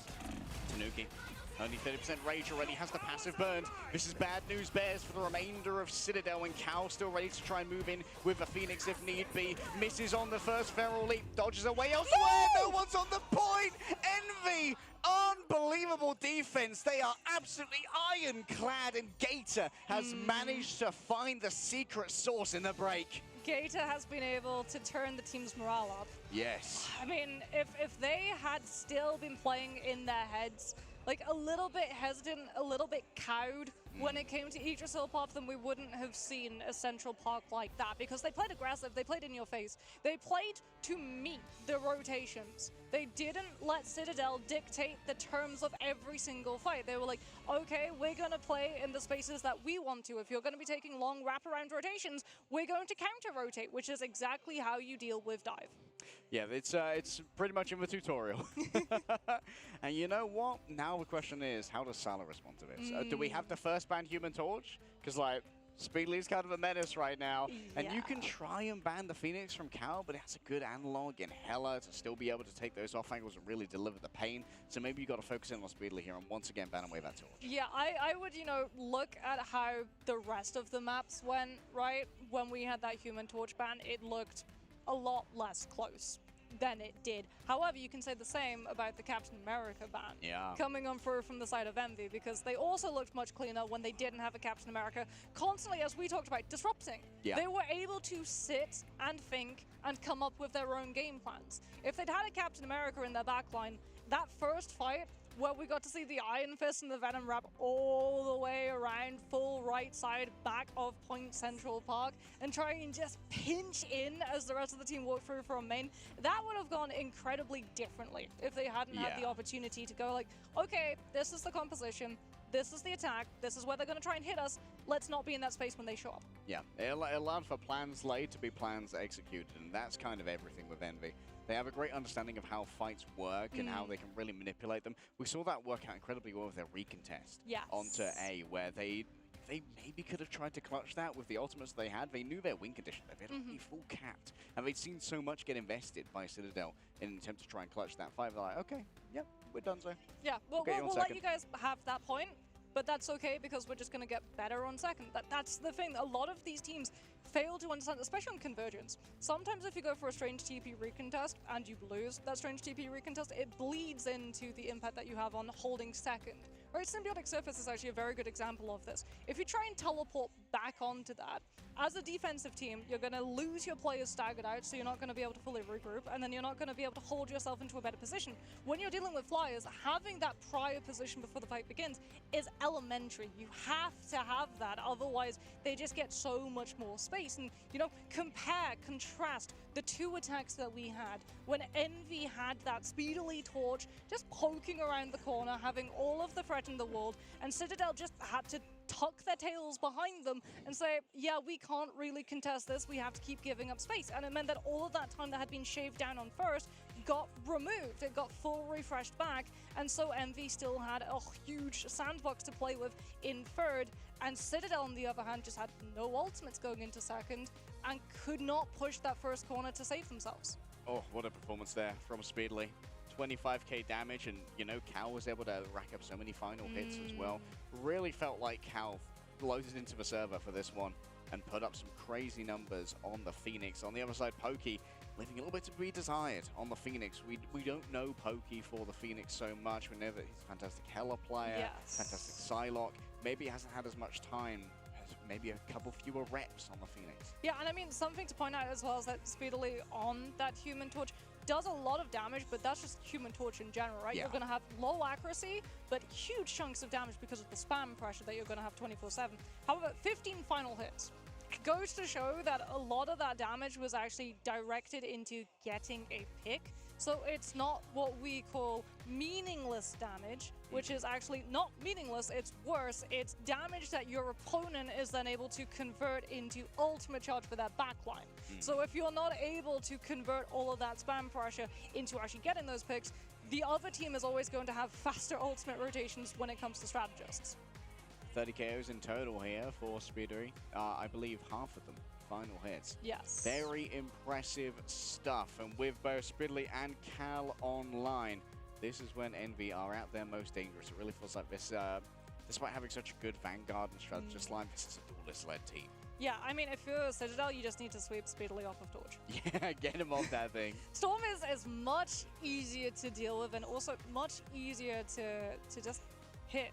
Right? Something that we have to talk about. There was a little bit of power creep when it came to movement of flyers. Yes. Because Human Torch and Ultron, they have this thing where when you move in the sky, you can strafe like one little hit of your AD strafe, and your hitbox changes entirely, as opposed to Storm, where you go like 5 meters on your D key, and your hitbox just remains flat and static, essentially. Whether there's no like condensing of the head, no shoulder dance. There's some very famous clips that went out of Human Torches where they just decided to safety dance for a total of 10 seconds on 5 HP, and they weren't able to get hit a singular time by like a Psylocke or a Punisher. Yeah, because like Human Torch, he pivots around his ankles, right? So when he AD strafes, there's a lot of body movement, whereas when you strafe on Storm, it's essentially, I don't know if you're a Photoshop user, but it's like it's Transform X minus 50, you know? Copy paste, just like hold on with the right click on the mouse and just drag to location. Yeah, that's her strafe animation. Not quite as invasive.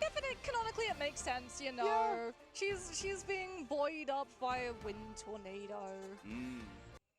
And, well, you know what? I think that we're probably going to see that Human Torch ban come first. Yes. We're likely going to see the Captain America versus Human Torch ban here, which maybe is an opening for something like an uneven Human Torch if you want to protect it for Tanuki, who's not a slouch on the Human Torch, but, I mean, I keep hyping up Speedily Fly Prime, baby. It's just the best in the world on that. Yeah, I think if you're Citadel 2, like, you're starting to remember potential reverse sweeps that came out from both Virtus Pro and Rad, because like Citadel, they're a very good team when they've got momentum in their highs, but when momentum is against them, it can get a little bit finicky in terms of being able to get over to that finish line. And I think what's problematic for this team too is that just as Hell's Heaven was a really good starting point for them to break Envy's mental, they now no longer have Hell's Heaven to fall back onto when they get to choose the domination map, because it's already been sent. Yeah, it's already having Hell's Heaven. Like, they don't have their backstop anymore. Maybe we go to someone like Bin into T'Challa. Maybe Burnham. Yeah, I feel like it would probably be the better option. Although it is a rough one for sure, because it's also very, very strong for Flyers. Yeah, Celestial. How do we feel about Flyers on Celestial Husk is the question. Krakoa is kind of middling, I guess. Celestial Husk has angles is the thing. Celestial Husk is very, very strong for Flyers. Very, very strong for multiple angles too. So like, it's going to be good for Envy, but it's also going to be really, really good for Citadel if they're able to just fully coordinate a 3-point dive where you have everyone coming from a different angle at the same time. Because we saw a couple of times, you know, that Enzo, especially on Central Park, he would go in on that Venom, but he would go in alone. And he would just go in, try and force out something like the Loki of the regeneration domain, or potentially just stop Envy's momentum from moving forward so that they're forced to just give up space and allow some breathing room for Citadel where they can figure out what exactly is going to be the turning plan. But he would immediately get nabbed by the force physics from the Invis woman, and he would just go down immediately. Yeah, I think we reopen our map pool entirely now, right? After we've gone through all three. Yes, we do. We've had all 3 map types, so we now reopen our map pool entirely. Midtown's there, Arako's there. Arako could be. Arako's good for Could Tanuki. be a very good one for the Black Panther, yes. I feel like when it comes to like these aggressive defensive holds there, that's where Arako is really strong, and Envy are fantastic at Envy are fantastic. holds. However, Arako is very, very strong for Black Panther. It's also very, very strong for Wolverine. True. And Envy have liked running the Groot a whole lot. We've seen the Groot on 2 maps now, which they've really, like, actually 3, because we got to see it on Central Park too, and we don't traditionally get to see Groot all that much. I'm sure that's going to change when we head into season 3.5, especially with the new team-ups that are going to be coming on through. But as of, you know, the last little bit of the meta, a lot of teams have been saying that Groot is very, very bad unless he's in certain situations and you're looking for wombo combos off of Strangling Prisons. Yeah, like, there's a world where Cal can match the Wolverine. Don't know if he's quite as good at Wolverine as Tanuki, but also Cal's so hot on the Phoenix right now. Yeah. Like, Cal's coming in with such hot hands, has the momentum. Do you want to pivot Cal off of that hero when he's just doing so much? And I mean, Phoenix is really, really good too, because it's just constant pressure. Off-angle pressure, ability to self-heal too, so you don't need a constant 24/7 line of sight on your backline, which then allows you to get more of those heals diverted onto either your Vanguards or your other duelists. And then you also have to remember that the more stacked up players are, the more that Phoenix is going to be able to do. So if you're Citadel and you want to really play as a pack all together and just bunker up, because 3 of your players are split around the map, which means that the other 3 of your players have to play on top of each other, otherwise they're all isolated and just instantly wiped off of the board. When those sparks hit max and those explosions start popping on off, everyone's going to be in that AoE range. Yeah, especially when you have the Phoenix ultimate available as well. That can really burn through strategist ultimates as well as be boosted by them in the case that maybe Nero gets access to the Luna again if it's not going to be a priority ban, because that was what we saw as the pivot. Yes. I mean, Luna can be... She is just an immensely strong strategist. Yeah. She's insane. The 35% heal trickle where you don't need LOS is really, really good at either enabling one of your duelists who's going to be playing on an off angle, potentially as well you put it on a Vanguard in anticipation of all of that damage coming on through. When we had Punisher as well in terms of meta, having that 35% heal trickle to just push past the other Punisher's breakpoint when it came to the final Judgment duel, it was just insanely strong. And then we also have to remember, Fate of both worlds, like you said, 40% damage boost, which is the strongest damage boost in the entire game. I guess she needed that. Hey, look, I'm a Luna, okay? I'm a strategist, man. I'm not complaining. Other people can complain, you know, the people that don't get Snowflake. In fact, actually, you know, when I play with Dustin, do you know what he tells me constantly? Snowflake me. Yeah, Marks yeah. Snowflake. Marks. You know what's really funny too? He says that when he's 3 rooms away from me. I'm like, oh yeah, Dustin, Come right to me. behind you. Delivery service. Yeah, I'll skate right over. Meanwhile, me in the front light with the straight shot. Help! Just got, you know, Kraken Please. impact coming in from here. We got a Venom Piece of the Abyss slamming in there. Like that Willem Dafoe gift. Wait. No. Our teams are just returning to the chairs. They had a quick break to, you know, go to the potty and stuff. Everyone working it out. I'm sure Salah's giving everyone a quick pep talk right now, figuring out how we're going to go through the bans. I imagine this time Nero's probably going to have access to the Luna, which was the priority last time, but now we remember that, oh yeah, that's what we were banning towards. Oh yeah. Well, also we just got to see our map pick, which I believe is actually Celestial Husk. Oh, okay. Celestial Husk. We haven't seen a lot of... Well, we haven't cast Celestial Husk yet in between ourselves. The map was very, very new. Turns out when a map drops after the EMEA region Ignite has finished, you and I don't get the opportunity to cast it until we come here. Yeah, teams didn't even want to play a Rocco for a while, apart from those who had like a special strat there. Like VP loved the Rocco, Insomnia loved the Rocco. Nemesis with the Squirrel Girl. Oh yeah, they did like that Squirrel Girl. Crosshair notwithstanding. Squirrel Girl is such a unique hero where she has really good strategies in certain maps, which for the most part include Midtown, Araco, and Symbiote Service. She's got her zones, you know? And sometimes it's okay for a hero to be just good in certain zones. Yes. Speaking of, we're going to be looking now at all of our wonderful players, and this is going to be really interesting because you can see Citadel's faces, they've changed. They were pretty happy, pretty carefree, and now that we've started going into the woods of a potential 5-mapper, there's a little bit more stress lines on those faces. Yeah, maybe Cope Take it's locked in now? that might be some weapons grade EU Cope right there. But there is still plenty of legs to this series. Mox, this is the first series we've had here at the mid-season Ignite Finals that's gone back and forth. Yes, and also it's not a Celestial Husk, it's a Rocco. Oh, you lied to me, Mox. I can't believe you've done this. God of mischief, I will admit. But no, I think this is actually a very smart decision coming on through from them, because as we talked about, Tanuki's Panther is very, very strong. Oh yeah, this checks out.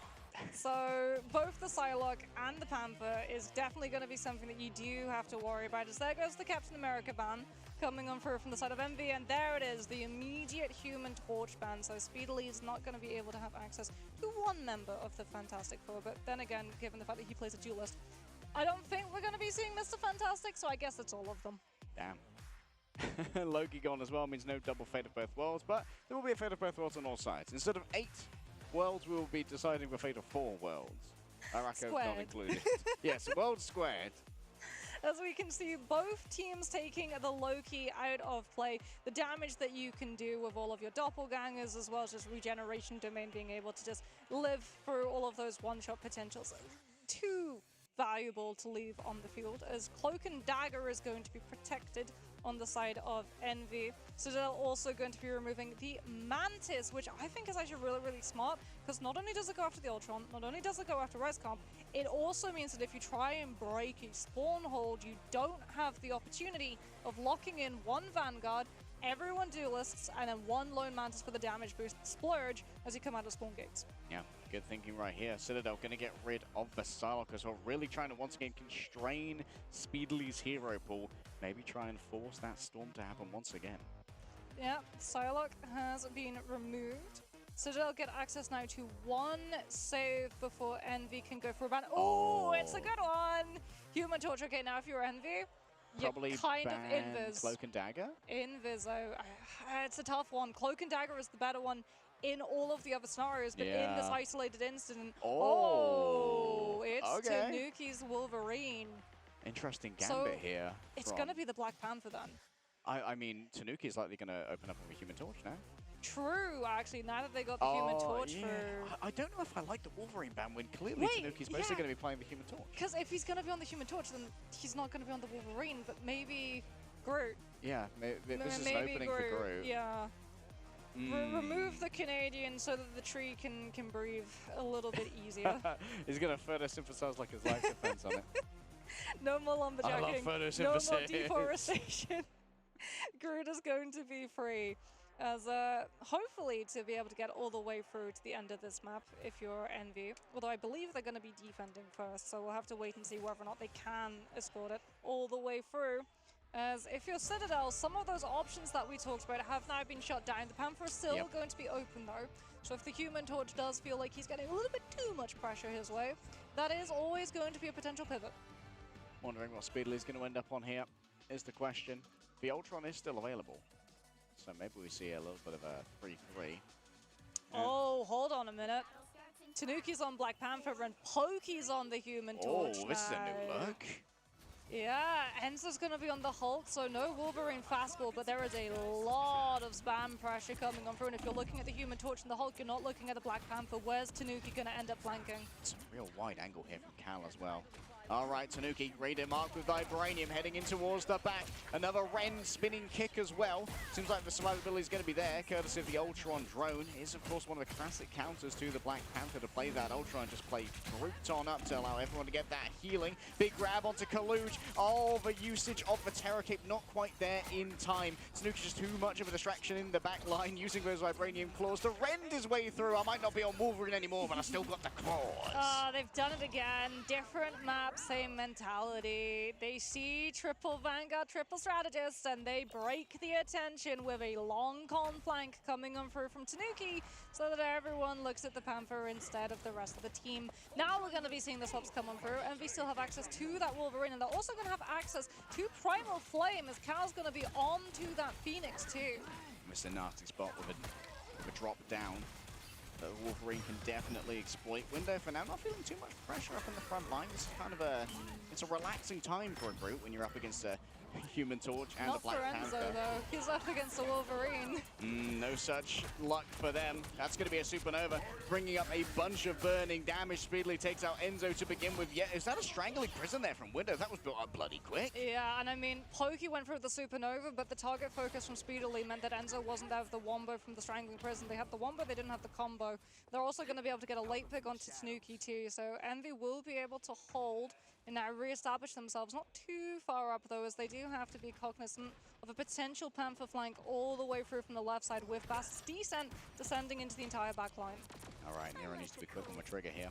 When it comes to that Fate of Both Worlds, can't afford to get womboed, can't afford to post a gif on Twitter saying, what do I do against this? A miss on the Carbon Crush could prove fatal, kicks into their own walls for now. Speedily managed to take Enzo off of the cliff.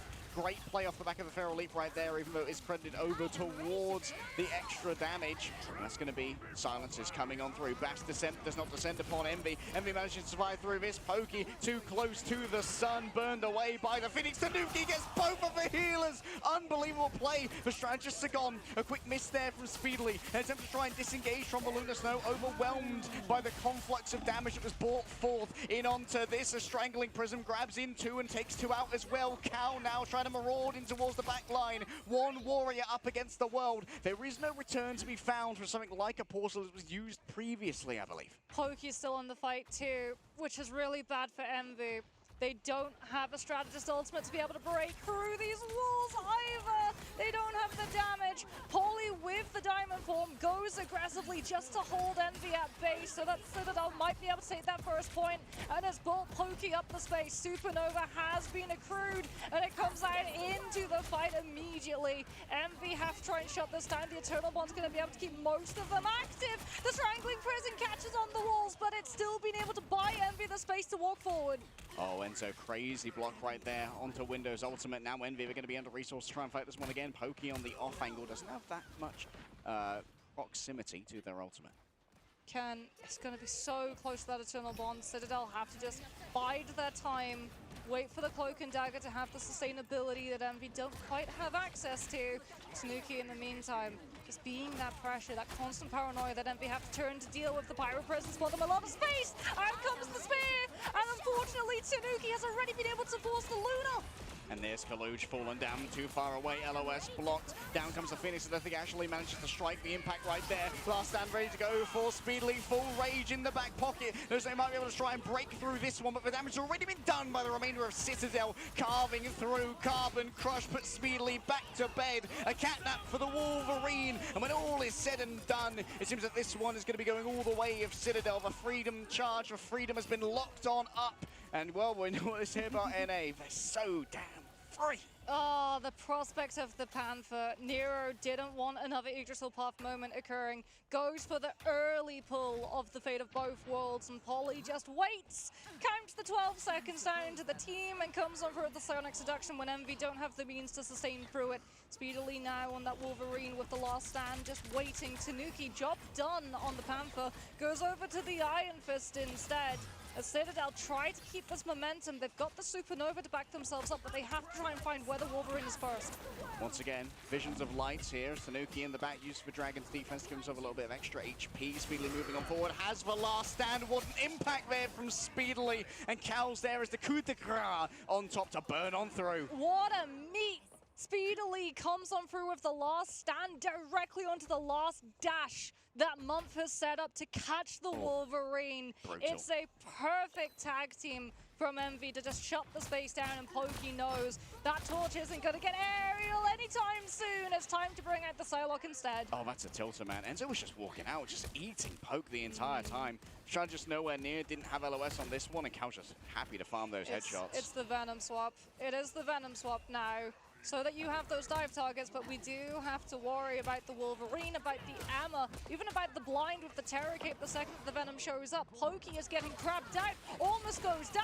It forces the Eternal Bond.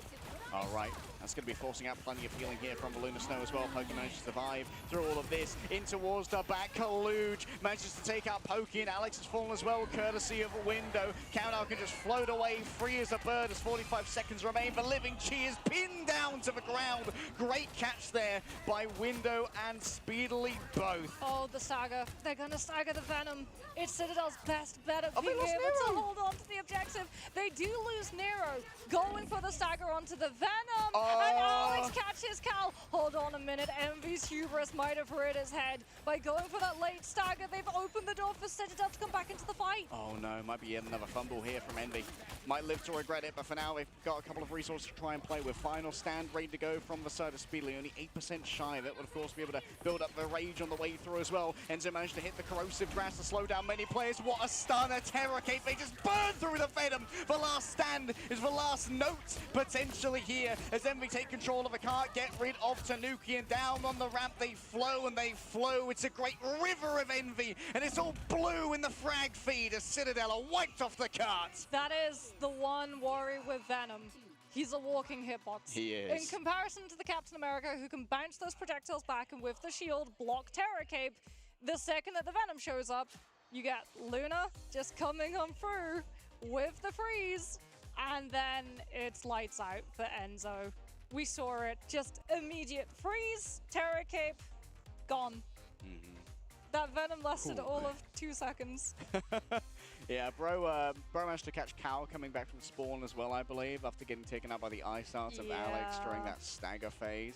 Thought maybe it might have been a fumble from Envy, but seems like... they recovered. Yeah, they recovered, and Citadel, they got a little bit over it. They got a little bit antsy with the 2 frags having Shiver like, oh, we've basically won this already, not realizing they still had their own reinforcements yet to come. Yeah, and I mean, for Envy too, they could invest in aggressive Cloak and Dagger Eternal Bond after they were able to pick Enzo, because the only thing that they had to worry about ultimate-wise afterwards was Dance of the Butterflies, which you can deal with either a strategist ultimate or numbers, just stacking on the objective, which is exactly what Envy just are able to do because they have all of the bodies, and Citadel couldn't even go for the Dance of the Butterflies because Pokey would have been counted as uncontesting the objective and they would have lost the map regardless, even if it did find the picks. This is where the value of that Wolverine bang comes through right here.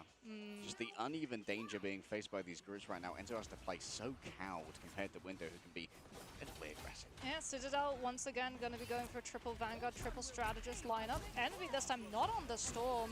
They were able to secure one-sided Wolverine and they are going to take advantage of it. That Wolverine looking for a grab. Pokey already going incredibly low as Enzo is not having a fun time on this group. Yeah, doing their best to track. Sentient's not going to be able to be seized from the Phoenix right there. And Cal, oh look at all those sparks, he's just burning them. I mean, Tanuki is building up Rage of Ultron, though, which is going to be coming online almost as quickly as Cal gets his. Nero gets the pick, though. Polly goes down. Citadel down a Vanguard. Now have to swap in the Strange. Yeah, have to swap in the Strange. Come back as quickly as possible up here on the car. Everyone just making sure to, if they're going to fall, they got to do it on the floor of Colossus so they can come back with that portal and burn this time back as easily as they can. Yeah, but Strange doesn't have a great time into Wolverine, as that grab just slides right through that shield, and Envy don't even stop Citadel. They don't even go for a portal to try and throw bodies onto the point. I think they're just holding on to it to have a recontest if it goes a little bit south when they head to second fight. As the portal came through, and it's a little bit too close to the edge. All right, Spidley caught in this moment for now. I think may have been grabbed. Oh, that's a huge last stand. Yep. The damage, the healing is great though from Tanuki. The Rage of Ultron echoes throughout Araco. Speedily resets off the side, knowing that this one is done though. Tanuki's going to go for a quick swap elsewhere here, back onto the Human Torch. Yeah, that could have been brutal if Enzo had been able to build those walls before Envy were able to find the ledge off of that map. It is going to be a very fast regroup, but it's going to be down the Eternal Bond and the Last Stand and even the Strangling Prison. We do have Emerald from Kalush to open up this fight with Psionic Seduction, but Citadel already getting ready to disengage it. Yeah, they don't want to be in a position where they could potentially be taken off the map here by a grab coming through from a Wolverine.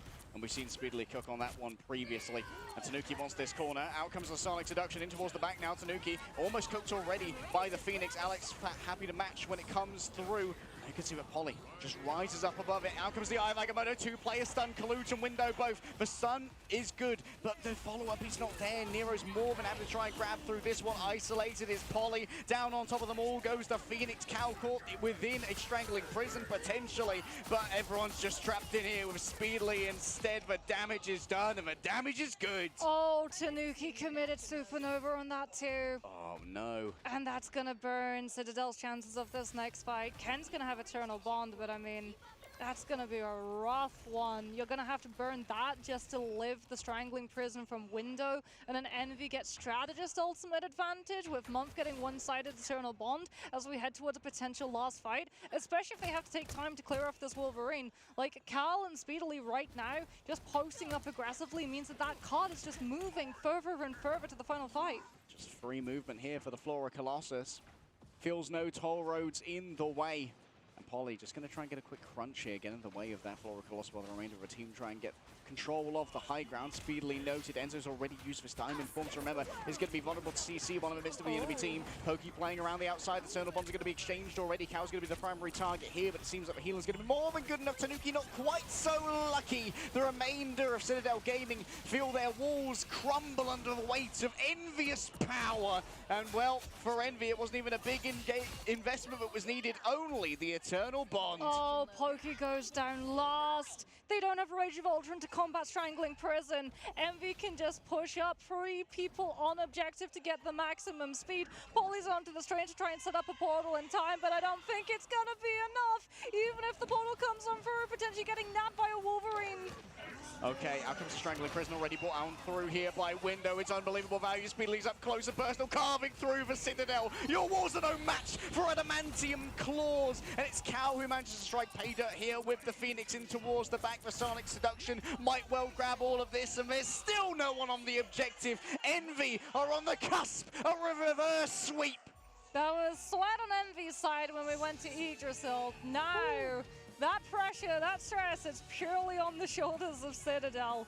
Will they crumble, or will they be able to, like Atlas, bear the weight of the world and lift it to the sky? We'll have to wait and see, because it's going to be up to them to take us to the next map. But what a turnaround for Envy. Again, they got a better read of the ban strategies this time around. They got the one-sided Wolverine. They were able to, even then, like, they let Tanuki have Torch. They let Pokey have Torch too. But they took the Wolverine out, and I think the Wolverine was the greater enemy in regards to the fact that they wanted to play Window in the group. Yeah, it felt like Speedly was very comfortable on the Wolverine, despite it mostly being Cal who plays it in my memory. But like we said, don't want to take Cal off of Phoenix. He's got hot hands right now. Yeah, and I mean, if you have Cal playing the Phoenix and you have Speedily on the Wolverine, hey, free lifesteal on all of your damages. So it is what it is. That team up is insanely strong, and I was really surprised. Like, when we were coming into this, and a lot of teams were saying, like, yeah, Wolverine's not really banned out, but he's not seeing all that much play. And then we went on to main stage, and it feels like a lot of teams are just hiding the strategies that they actually wanted to play that Wolverine, because he's been doing the damages for the last 2 days. Yeah, he might be able to pick up the MVP from this one. Not sure. Feels like getting the drop off on Enzo really early on that point as well was super valuable, because that like in that kind of instance as well, the enemy strategist can't convert any of that damage into ultimate charge. So it's all gravy for Wolverine, baby. Yeah, and I mean, Envy really impressed when they were able as well to just disable any of the teleport recontests coming on through. But that's one of the things when you run the Wolverine and you see where that portal's coming on through, because they have so little time, it has to be on the objective. Yeah. It's not like a Pep's hold strategy, right, where sometimes second fight isn't portaling onto the objective. Sometimes you prioritize having a higher portal point so that you will drop when the team are least expecting it. This time around, they have so little time, they have so little presence on the map, they have no choice but to walk directly into danger with absolutely no sense of the surroundings, through the portal, into Strangling Prison, into Wolverine. I mean, Shades of FlyQuest as well. I know that in the last match it was Tanuki talking to Iron Fist to touch. Yes. But in the last 2 times we've seen it on Central Park and Rocco during the state of regular play, I remain thoroughly unconvinced. Yeah, Iron Fist, he's a strange one. I know He's a lot a of weird duelist guy. players, like they try and play him, and I feel like it's definitely not the last time that we're gonna be seeing the Iron Fist in the tournament. I can hope. We'll have to wait and see to see whether or not he does start finding a little bit more real estate value, but it was rough, I think, for the side of Citadel, where they were trying to figure out what exactly to do, because they got the Human Torch, right? They got the group, but we never got to see the wombo combos. Like, Envy did such a good job of just dismantling each of those win conditions so that they were never lined up together. Yeah, like they never managed to get the ticks up at the same time. Yeah. It felt like Envy always had the right strategy, sold at the right time as well. Far flung from the brain farts of Yggdrasil Yeah, path. maybe it was nerves. Yeah. It could potentially be nerves. Some teams take a little bit of time to warm up into, and that's why like BO1s are as lethal and brutal as they are, because if you are one of those teams, you don't get that little bit of warm-up time in a BO1. It's you perform here and now, or you're done. But in a BO5, you get the opportunity, you get a little bit of time so that you get some breathing space. You can be like, okay, this is what my opponent likes to play. Even if they play a different composition, this is still the play style and speed that they like to play. Do they like to go first? Do they like to go second? Are they aggressive? Are they more defensive? Maybe they're a little bit in between and we have to try and read the room a little bit more. But for Envy, it definitely feels like the dust has settled and they've been able to find their footing on the stage. We're all out of breathing room now, Mox. The potential for a reverse sweep is on the cards, 2-2. What a treat we have. I know, we are blessed. Loki would probably say, I am burdened with glorious 5 maps. We're not burdened at all. With glorious series. we have an absolute blast up here on the desk, and we can have a look and see all of these wonderful statistics. Speedily, doing so much damage, as well as a lot of damage being blocked to show just how much that Wolverine was able to survive. A bit of a stinker from Pokey as well. One final hit across all of that. Playing some Emma, playing some Ultron, yes. Also played a little bit of a Psylocke. And some Human Torch too. Oh yeah. Because remember, he was on the Human Torch, and okay, so we talked about, you know, Cloak and Dagger versus Invis Woman when it comes to Human Torch, right? First of all, we do have to just say, wow, hero, 50,000 healing, absolutely insane. 27 assists coming in through, which goes to show that Idol Aura was placed on the correct targets at the correct times, and 67% accuracy coming on through as well. So final hits, a lot of those probably going to be coming out from those ice odds. But returning back to what we were talking about, right? Human Torch, Invis Woman versus Cloak and Dagger. Which do you traditionally want to have as your strategist? Invis Woman definitely has the lead on Cloak and Dagger for one very specific reason. Eternal Bond. Eternal Bond is an ultimate that has a lot of healing output, yes, but you have to be physically touching it on the ground to receive it. Where does a Human Torch play from? Up in the air, Mox. Up in the air. So the only way that you're actually going to, as a Human Torch, be able to receive any modicum of Cloak and Dagger healing is if you burn a cooldown as Human Torch to be able to dive on that ground. Yeah. And there were multiple fights where we saw Eternal Bond come through from the side of Citadel, and immediately the first person to fall was Pokey before he could get any part of it. Yeah, Pokey and Tanuki both, I think, managed to avoid the healing coming through from that Eternal Bond, which is unfortunate, but it's the reality. It was great heads-up play from Envy. Like, okay, quite literally, heads up. Just turn the heads up. Eternal Bond happening. It's time to look heads up. We gotta get rid of that flying guy before he gets down here to take advantage of all that healing. As we look at our replays and highlights from Morocco, and I'm sure it's going to be filled with Cal and Speedily. Speedily on that Wolverine. Very problematic for both the Groot and the Doctor Strange to deal with. And we got to see Envy just taking full advantage too of the amount of time that Citadel had to take. If they're having to clear out the Wolverine so that their Vanguards don't walk unsuspecting into it, that's time that Tanuki isn't getting to set up and play, because you're actually having to take those lane fights. You don't have a Psylocke to be able to clear them for the most part. It's up to your Iron Fist to clear those lanes out and give the intel to your team on where that Wolverine is going to be playing. Wow, very impressive so far. Like I said earlier, that maybe it's not worth banning Chaos Phoenix. I might be reconsidering. Maybe it is. Maybe it is. Maybe it is worth, because Bro's doing work. Bro's doing so much work. Yeah, that Phoenix was very problematic. I mean, if you're Citadel, I'm trying to think, how would you deal with a Phoenix other than potential hit scan? Because that's the fun thing, Mox. You don't. Maybe it's Psylocke, but she's not really like up in the air as much as you would see a Human Torch or a Storm or an Iron Man. And also, if she is up in the air, then she's getting auto ammo refresh against that Psylocke, so she can still win the duels against you. Like, it's a rough one. It is definitely a rough one, and it's one that Citadel are going to have to figure out. And I think we're going to get our answer in the ban phase. Like, they're either going to come up with a strategy that deals with it, or they're going to ban it out entirely. Yeah, it really feels like the first ban of the human on the Captain America has been fatal. Yes. For Citadel, they're just so used to being able to troll the objective with the living legend jumps and the sprints, and just being generally annoying. Yeah, and the bounces, America. Like their dominations have always looked incredibly clean, because the second that they get 1% of point control, we know that they're not going to be giving it up until that's widened out to something like 50% or 60%. And Enzo is a very flexible Vanguard player, but unfortunately the same cannot really be said for Polly. And it's definitely looking rough because not only now has Envy's weakness been shown to all of the other teams in terms of how to break that neutral path, Citadel's weakness in the ban phase has now been shown, which is, some would say, worse. Yeah. Because it's not just one map that you can then avoid or come up with a different strategy entirely. It is now every single map, and you don't, no matter whether you're the attack, no matter whether you're the defense, there is no side that gets an immediate block. Yeah. Both teams get a ban and a ban before any team gets a save.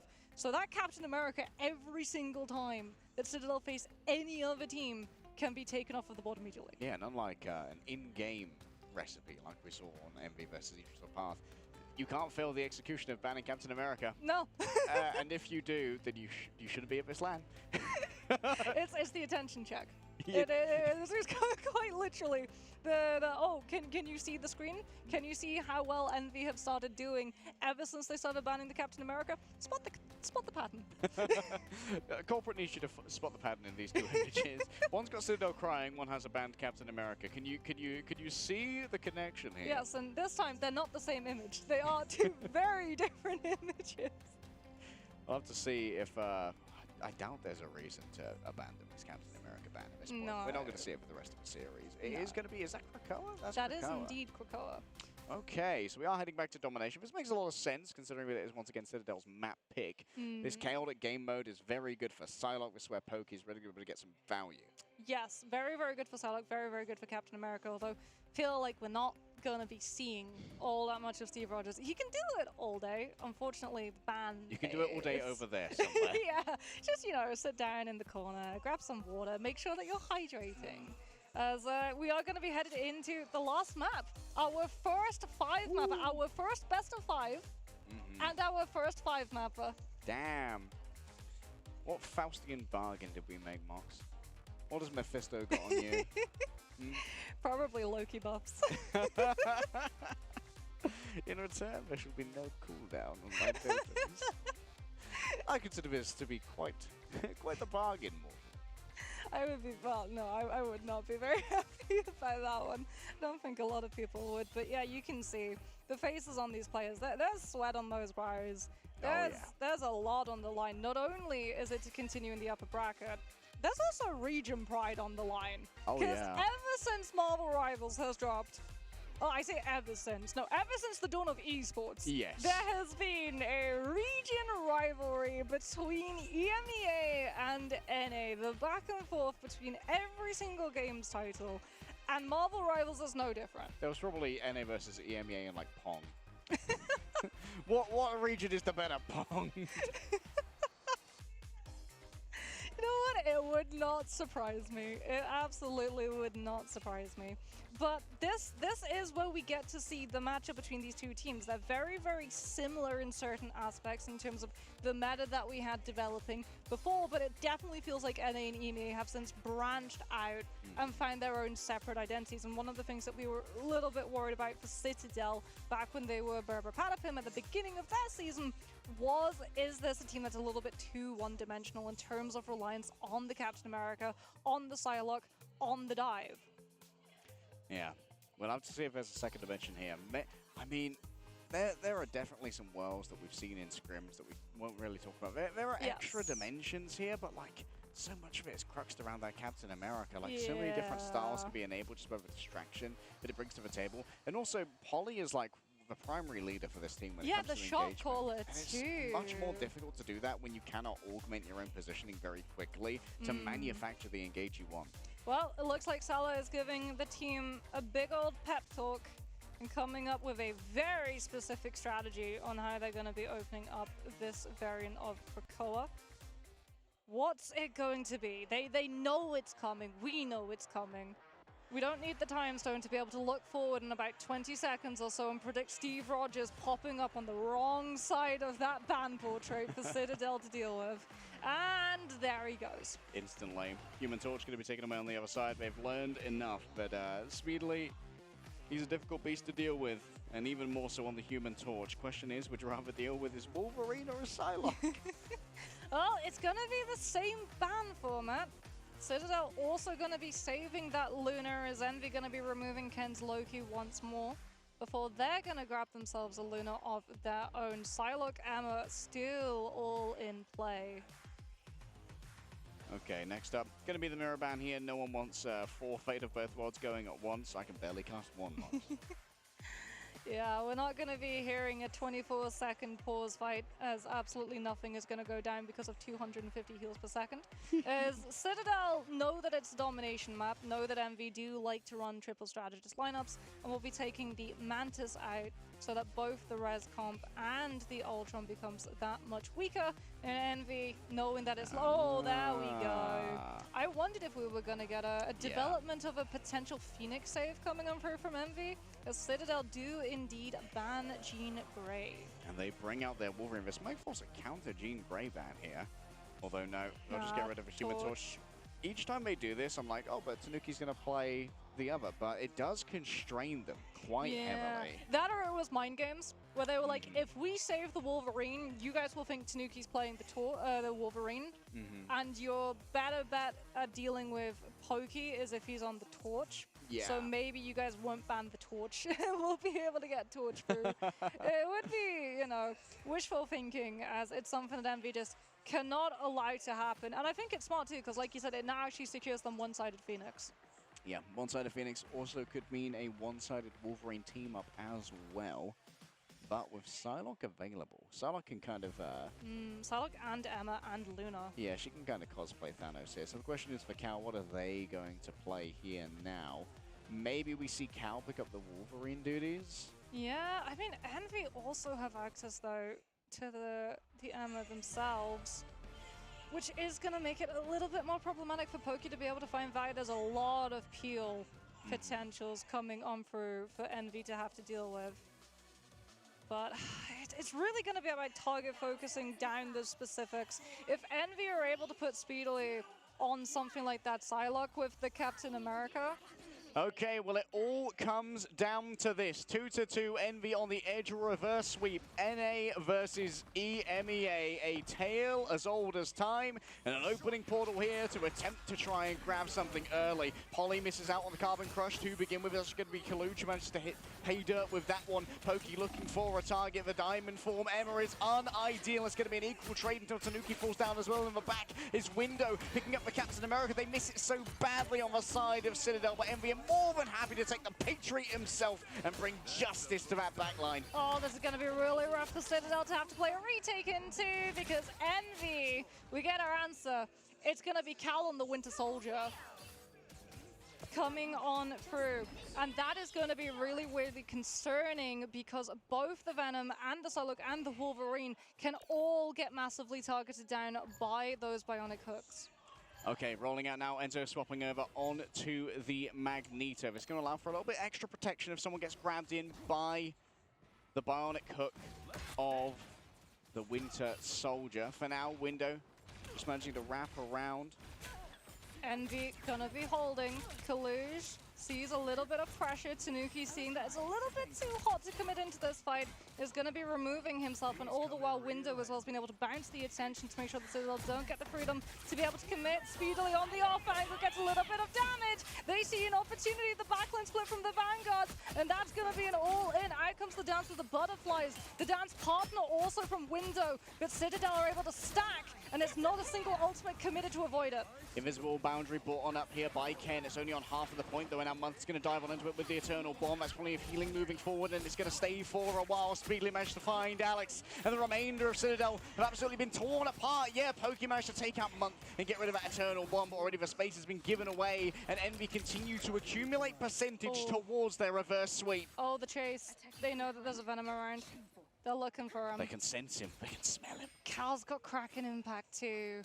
Ken is going to have to be incredibly careful. That Kraken Impact is going to be really dangerous. Pokey does have Dance with the Butterflies, but Alex is going to have to hold on to the damage amp just to be able to give Citadel a sustainability option. The Venom's in, trying to chase onto that Psylocke just to force a reposition so Citadel can try and fight onto the point itself and accumulate damage into the Dance with the Butterflies from Pokey. Freedom charge ready to go. Pokey can't quite isolate a target there with the Dance with the Butterflies. No final hits are going to be found. Poly chasing on down, almost full charge on the Emma beam. Cellular corrosion from the Venom slows down multiple players, makes this far more difficult to escape from the seduction of the Emma. And now Poly rolling on forward. Ken's been taken down by Speedily in the back. No clutches this time from Envy, but still 99% is nothing to raise your nose at. Speedily's going to have to answer the butterflies too. Citadel are going to have that player sacked. They can't afford to use Invisible Boundary into that one.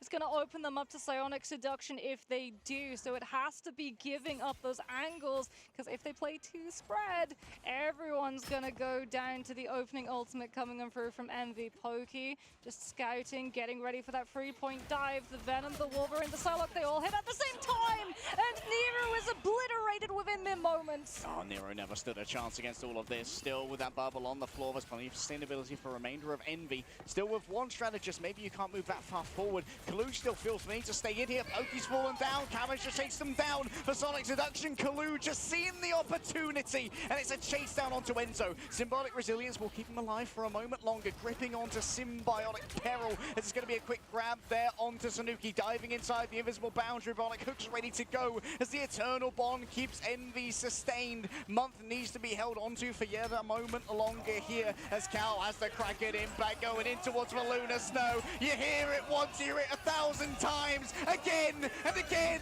and again, and the envious power crescendos to a supernova in control of the point. 99%. You're going to need more than a katana and a can-do attitude to turn this one around, Pokey, as the symbiote himself rolls on up as Noel's favorite child is taken down to Tartarus. A quick grab coming through from Tanuki. No final blow is grabbed, but they do at least have the extra healing here coming through from the Fate of Both Worlds. Speedily plays around the margins. Dance for Butterflies ready to go, but will it be a Dance Macabre or a Tango with victory? Multiple players stacked on up means that it's spread out damage and all will survive except for Cal, of course, who gets their veins racked by the dark energies of the Maelstrom. The Dark Arts exact a price, and that price is paid by Envy. A retake here coming through from the side of Citadel, and they survive a moment longer. A slight sunk cost fallacy approach there coming on through from Envy. Ooh. They committed so many ultimates, you would think it would be 99 to 99. There's another fight still on the field. Nero does have the Fate of Both Worlds,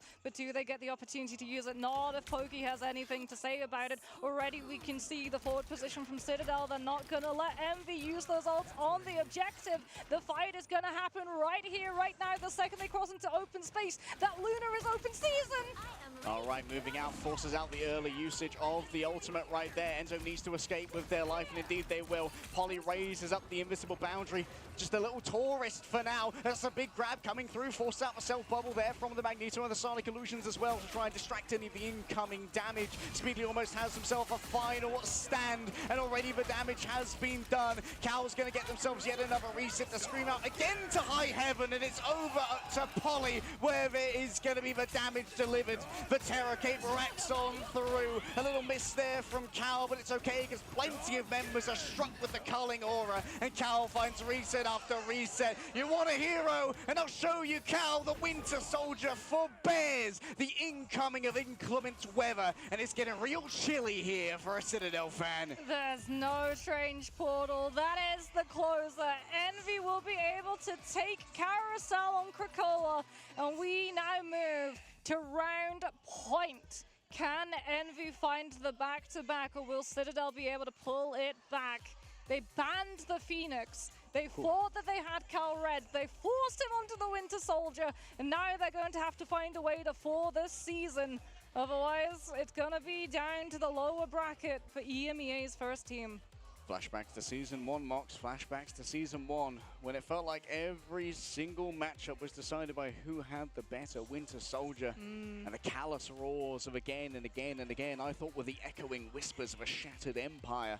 But still, this castle stands. Envy did such a good job, too, of reading. 3% Alex was when that first Kraken impact rang on through, away from Fate of Both Worlds. They perfectly caught the Luna, who was rotating away to not get caught before the ultimate was up in time. What an ultra coming on through from Envy. It's anybody's game, Mox. But Envy are on the edge of a reverse sweep, unperturbed, unbothered by the danger that was before them. Citadel do have the lead in terms of ultimates for this first fight, but Envy, really have a great comp at being able to shut down all of the dive components of their opponent. It's going to be down to Cal's value on this Winter Soldier. Can Citadel finally find a way past it? Oh no, that's an unfortunate miss there from Tanuki. Maybe a touch of nerves hitting. That's a huge investment of 2 ultimates here, but still Nero managed to survive. Metallic Bulwark coming out exactly the right time from window. And I stare through this window to see many a frag. And whoa, okay, we're going in with the Meteor M. Okay, nerves going both ways, I suppose. However, it's stopping players up for the dance of a butterfly. Speedily trying to convert onto this one, but realizing the damage has been shared on out, has to disengage. Oh, but what a force. Citadel burned Eternal Bond. Oh, that's a big force. They don't have Fate of both worlds. If Envy reset now and don't commit damage to Citadel so they don't heal, they don't get Fate of both worlds to stop Kraken Impact. Envy are about to walk into this fight without poking a single time. All right, already a little bit of poke coming through from Enzo in towards the back. Window is softening up the targets to allow Cal to move in there after. Need to know where that Winter Soldier is. Polly becomes immune to all CC while within that diamond form and coming back with their own here. Polly's going to use the Sonic Seduction. Remember, that might stop Cal from using their own Ultimate Veil within the LOS of it. But for now, Cal stays surviving. Everyone just groups on up for heals here, but with Alex going down and Ken as well. The damage done is permanent. Cal still commits to the fight right here as the Kraken Impact is going to be taken out by a tree. Who would win? One of the best DPS in the world, or one Barky boy? Well, Carbon Crush wins against Alex. Apparently, that pulled in again, less than 5% off the ultimate. The target focus from Envy, the second they get the call that Alex is down, out comes the Kraken Impact, and Citadel have no leg to stand on. Silver lining for them, they're going to have it into this next fight. Potentially even to damage boost up Feast of the Abyss, but when you have Feast of the Abyss and Dance of the Butterflies, you can combine the 2 of them and still hold on to that defensive to match Witch with Mumps. Window scanning is good. Ice Arts is noted.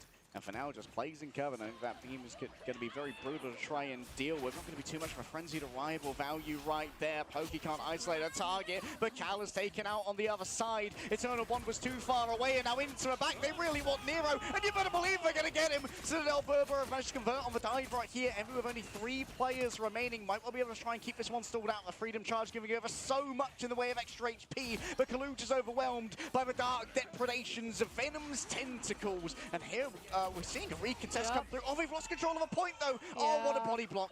Yeah, the body block is great from Citadel so that Envy couldn't just keep that point stalled out long enough for Speedily and Kaluch to come back in with their ultimates. Punish the fact that Alex used theirs in the engagement prior. Citadel now do have that Eternal Bond. Cal's actually off of the Winter Soldier onto the Punisher instead of holding on for the Bionic Hook to grab the Cloak and Dagger out of their ultimate. We're going for just blitz burst damage when the dive comes through. Raw damage, baby, and that's certainly being felt by Polly right now, wrapping around their back. They have eyes on the Punisher, and they're going to opt in for the Magneto. The Feast of the Abyss gives over so much extra HP to that Venom. In close, it's a big chomp from Enzo, and well, Venom's eating those heads today, that much is for sure. Up against 2 Vanguards, it's not the ideal duel here for Venom, where they're able to match his health pool, and now at 99%, Envy have almost managed to flip this one back around. Tanuki doing their best to dance for their life. Yeah, but Citadel, they put Pokey onto Strange. They're going to try and fight this. They know that Envy don't have a Doctor Strange to go for a portal recontest, but like you said, it's a little too late. Their players had already fallen. There was too much burst on the side of Envy, and now Citadel have burned that chance of portal recontest. Oh, that could be an uncharacteristic fumble here from the side of Citadel Gaming. They just could not get it before the point flip back. Ken's going to have Final Judgment too. CC immunity on the Punisher ultimate to be able to go toe-to-toe with Psionic Seduction coming on through from Polly. It's going to be a matter of these ultimates. Who's going to be able to find the vibe? Both of these teams don't have a reset, regroup opportunity. They have to finish it here and now. All for one and one for all. Cellular Corrosion already moving on forward, trying to shut down the usage of that ultimate, suppressing it, silencing it with the Sonic Seduction. Already halfway towards this is CTG.BRBR. Speedily tries to isolate but one target inside. The Dance of the Butterflies is moving on forward. In comes the Meteor M. Who is the dunk going to be on? Window can't quite connect. Alex keeps everyone healed on up as Ken's already used all this. Cal over onto the other side. The Metallic Bulwark's in just the right position. A disengage is good, and a Final Judgment's better. the face of the Abyss to try and roll on through it, already to have fallen. It's a big value from Pokey for Dance of the Butterflies. It's a tango of doom, and that's going to be Kaluj on the point, doing their best to try and keep this one held on down. But Psylocke can't really keep this one sustained. There's no healing to try and play with. A final stand delivers. Tanuki keeps it alive, and now it has to be this last touch. It has to be a flip on over. For Star-Lord has arrived in the midst of all of this, flying away to do all that he can to keep this one contested. Ken's come back on the Jeff. There's heals for Citadel that aren't there for Envy. Tanuki's still on the Wolverine, pressuring Envy to go for a teleport recontest, and Cal is not able to get away. No Star-Lord, no iframe, but Speedily is almost close to that ultimate, Harry, and if it comes out, Citadel is going to be stuck on point. Kaluj just got yet another one, and that's going to be taken off the point. BRBR, it had to be this way. There was no other way it could be. 2-2, 1-1. We're going the distance. NA versus EMEA. We thought that this could be close. This is NA's third seed versus EMEA's first, but Don't given what we've heard from Envy in terms of scrims, they've been doing the best out of all of the teams present. So coming in that third seed is deceptive. What a wrap. What a distance that we're getting to see. Full 3 rounds of Krakoa.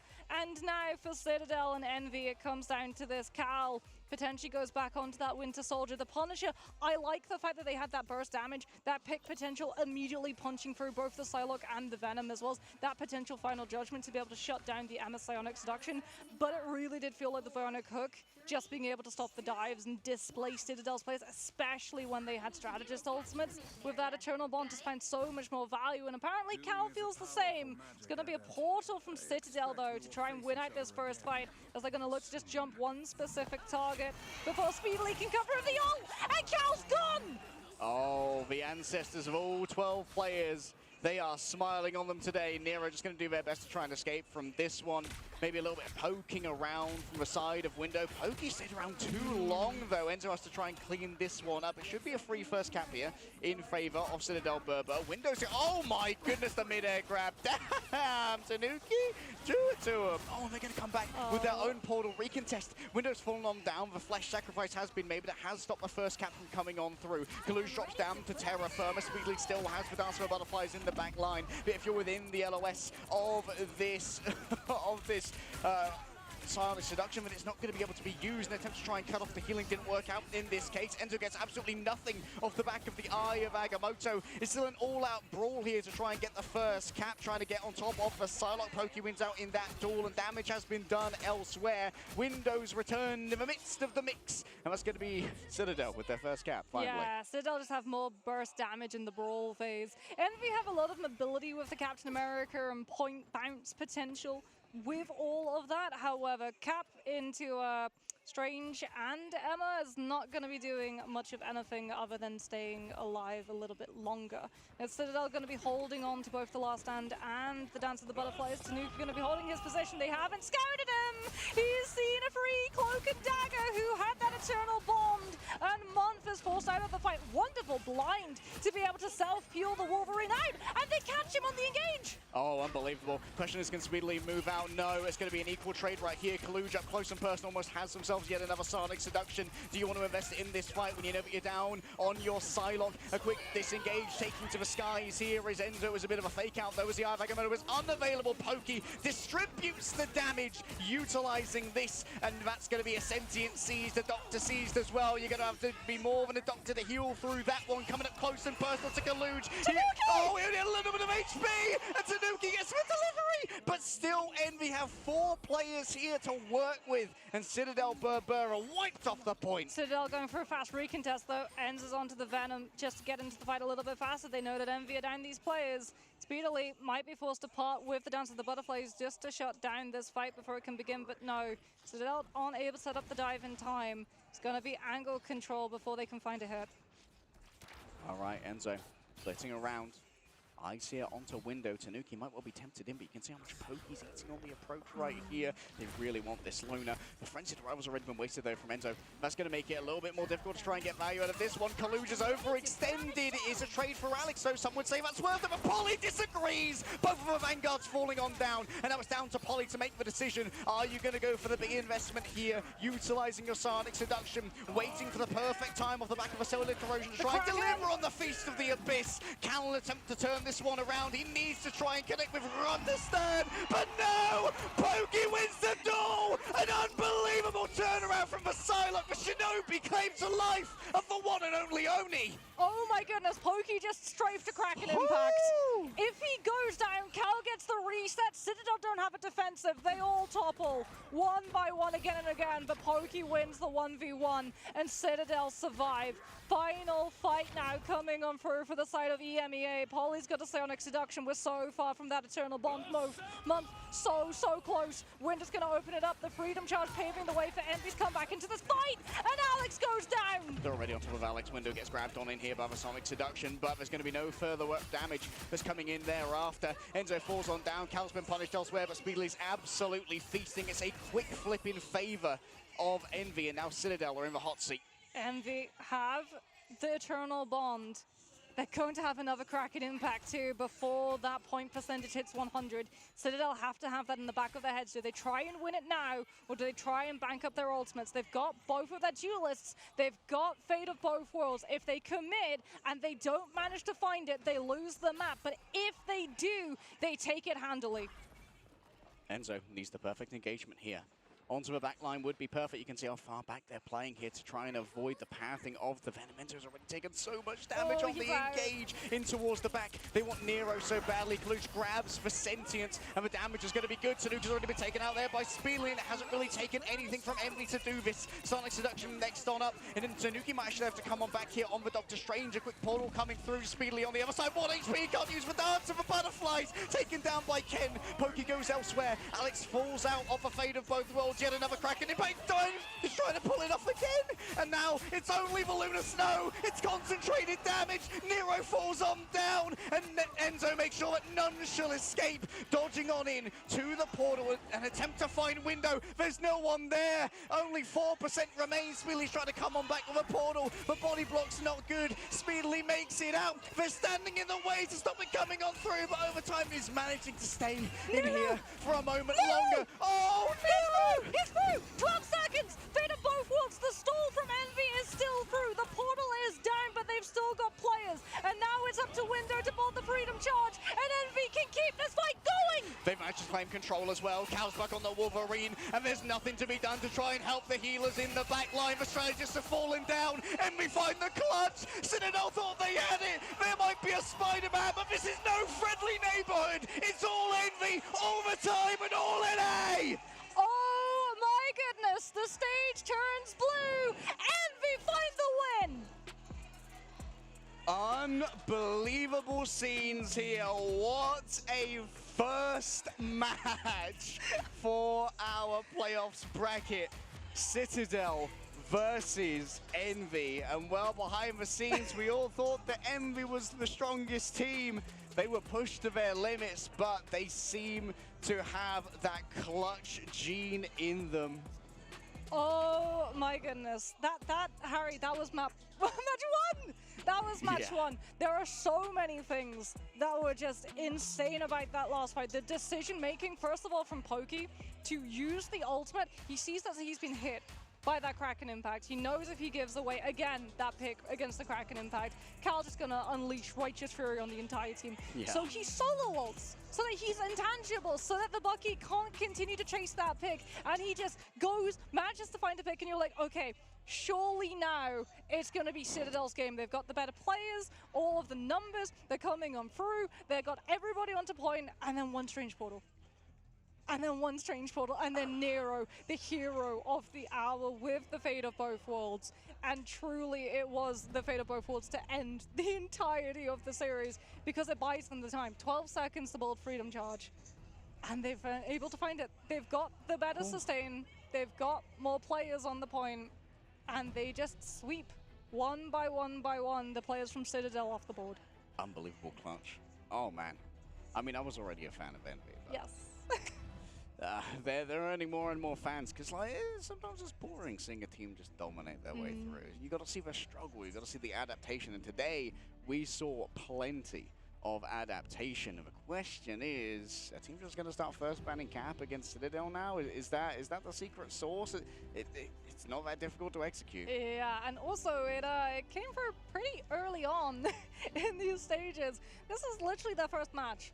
Yeah. So again, like, we applaud the players from Envy for being able to not just clutch out that insane overtime fight. The fact that they were able to just like keep calming, keep fighting, keep believing that it was still winnable goes to show what an amazing team they are. But that also they were able to come back from such a rough beginning. Because, you know, you cast your mind back way back to when we began all those many hours ago. And we had Hell's Heaven, which was Citadel's best comfort map. And then we had Yggdrasil Path, which, like I said, the best way that you can have approached that if you're Envy, take the mistakes that you've made and go, okay, this is how Citadel like to play against us. Understand that, take nothing else from that map. just full mental reset and just go in, look at the bans, and pick one specific person, find the carry, and remove them from play entirely. Yeah, honestly, it's been a great bit of solve. And we said that when we're down 2-0, Gator had to earn his paycheck, and he certainly did. Bro's going to be calling up Hashel like, hey, boss man, I need a raise for this one, boys. I need a raise for this one. And honestly, everyone on Envy could right now. That was a lights-out performance. If they could play like that in the rest of the bracket, then this might be their tournament to win. I mean, that felt like a grand finals. That could be the grand final. We could see it again.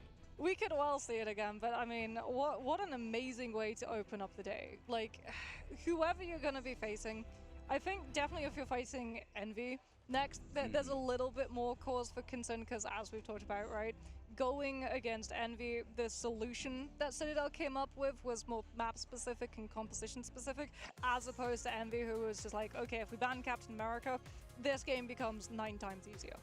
Dude, look at Speedily here with 24 final hits.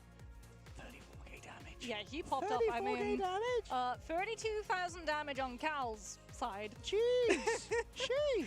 Yeah, that Winter Soldier, it's problematic. It's very problematic. I mean, it was something actually that Dive faced problems with when Dive was originally becoming a thing in Marvel Rivals. Back before when we had the Infinite Ammo team up, and Winter Soldier was even harder for Dive to play into. And you would literally just rocket Z, your Punisher and your Bucky whenever there was a Venom or a Psylocke diving on through, and that Venom got shredded. And unfortunately for Citadel, lacking that Captain America, you lost a huge buffer with that shield being gone. That your Venom, every single time we saw Enzo, like, he was getting his dive timings. He was setting up perfectly from those angles. It's just he was hitting and getting instantly melted and having to use shield much sooner than he wanted to. Yeah, here's our MVP, Speedily. Well-deserved 40 total KOs, but more than half of them were final hits. 39% accuracy, 34,000 damage. I mean, a lot of that is making sure that Enzo can't do what he wants. And we saw that Enzo ended up with the most final blows on his team as well. Enzo was doing some work, but it was Speedily who was keeping him count. Yeah, I mean, sometimes the Psylocke, the best thing that you can do is just shoot Vanguard. Yeah. Shoot Vanguard, build ultimate, full strategist ultimate from the other side. I mean, we're going to have a look at some of these replays coming on through. Wow, it feels like we played an entire series before we went back into Grove with how long that overtime fight went on Cradle. As we can have a look and see Carousel, there's the Kraken impact coming on through. And we definitely felt the impact of Cal's pick of that Winter Soldier. As we talked about, the Punisher coming on through on Grove was not anywhere near as pressing for Citadel to deal with as it was the Winter Soldier. Question is, for Citadel Gaming, have they learned enough from this to be able to maneuver around like Captain America ban? Because of course they're not going to have to play again today. It's a while before we have to revisit them in the lower bracket. We're going to have time for a couple of scrims. Maybe they can put a little bit more time in Poly on these other heroes. Of course, Poly's pretty good on these other heroes. Not every day you go up against Envy. I mean, Poly had some really good psionic seductions coming on through from the Amber, and even when we saw, you know, Yggdrasil, there was a couple of really good moments where we got the shield blocks with the Aegis coming on out. But yeah, Envy, they had the better read. They definitely had the better read in the second half of the series, and in a VO5, getting the better read on the second half of the series tends to be when you find the reverse sweep.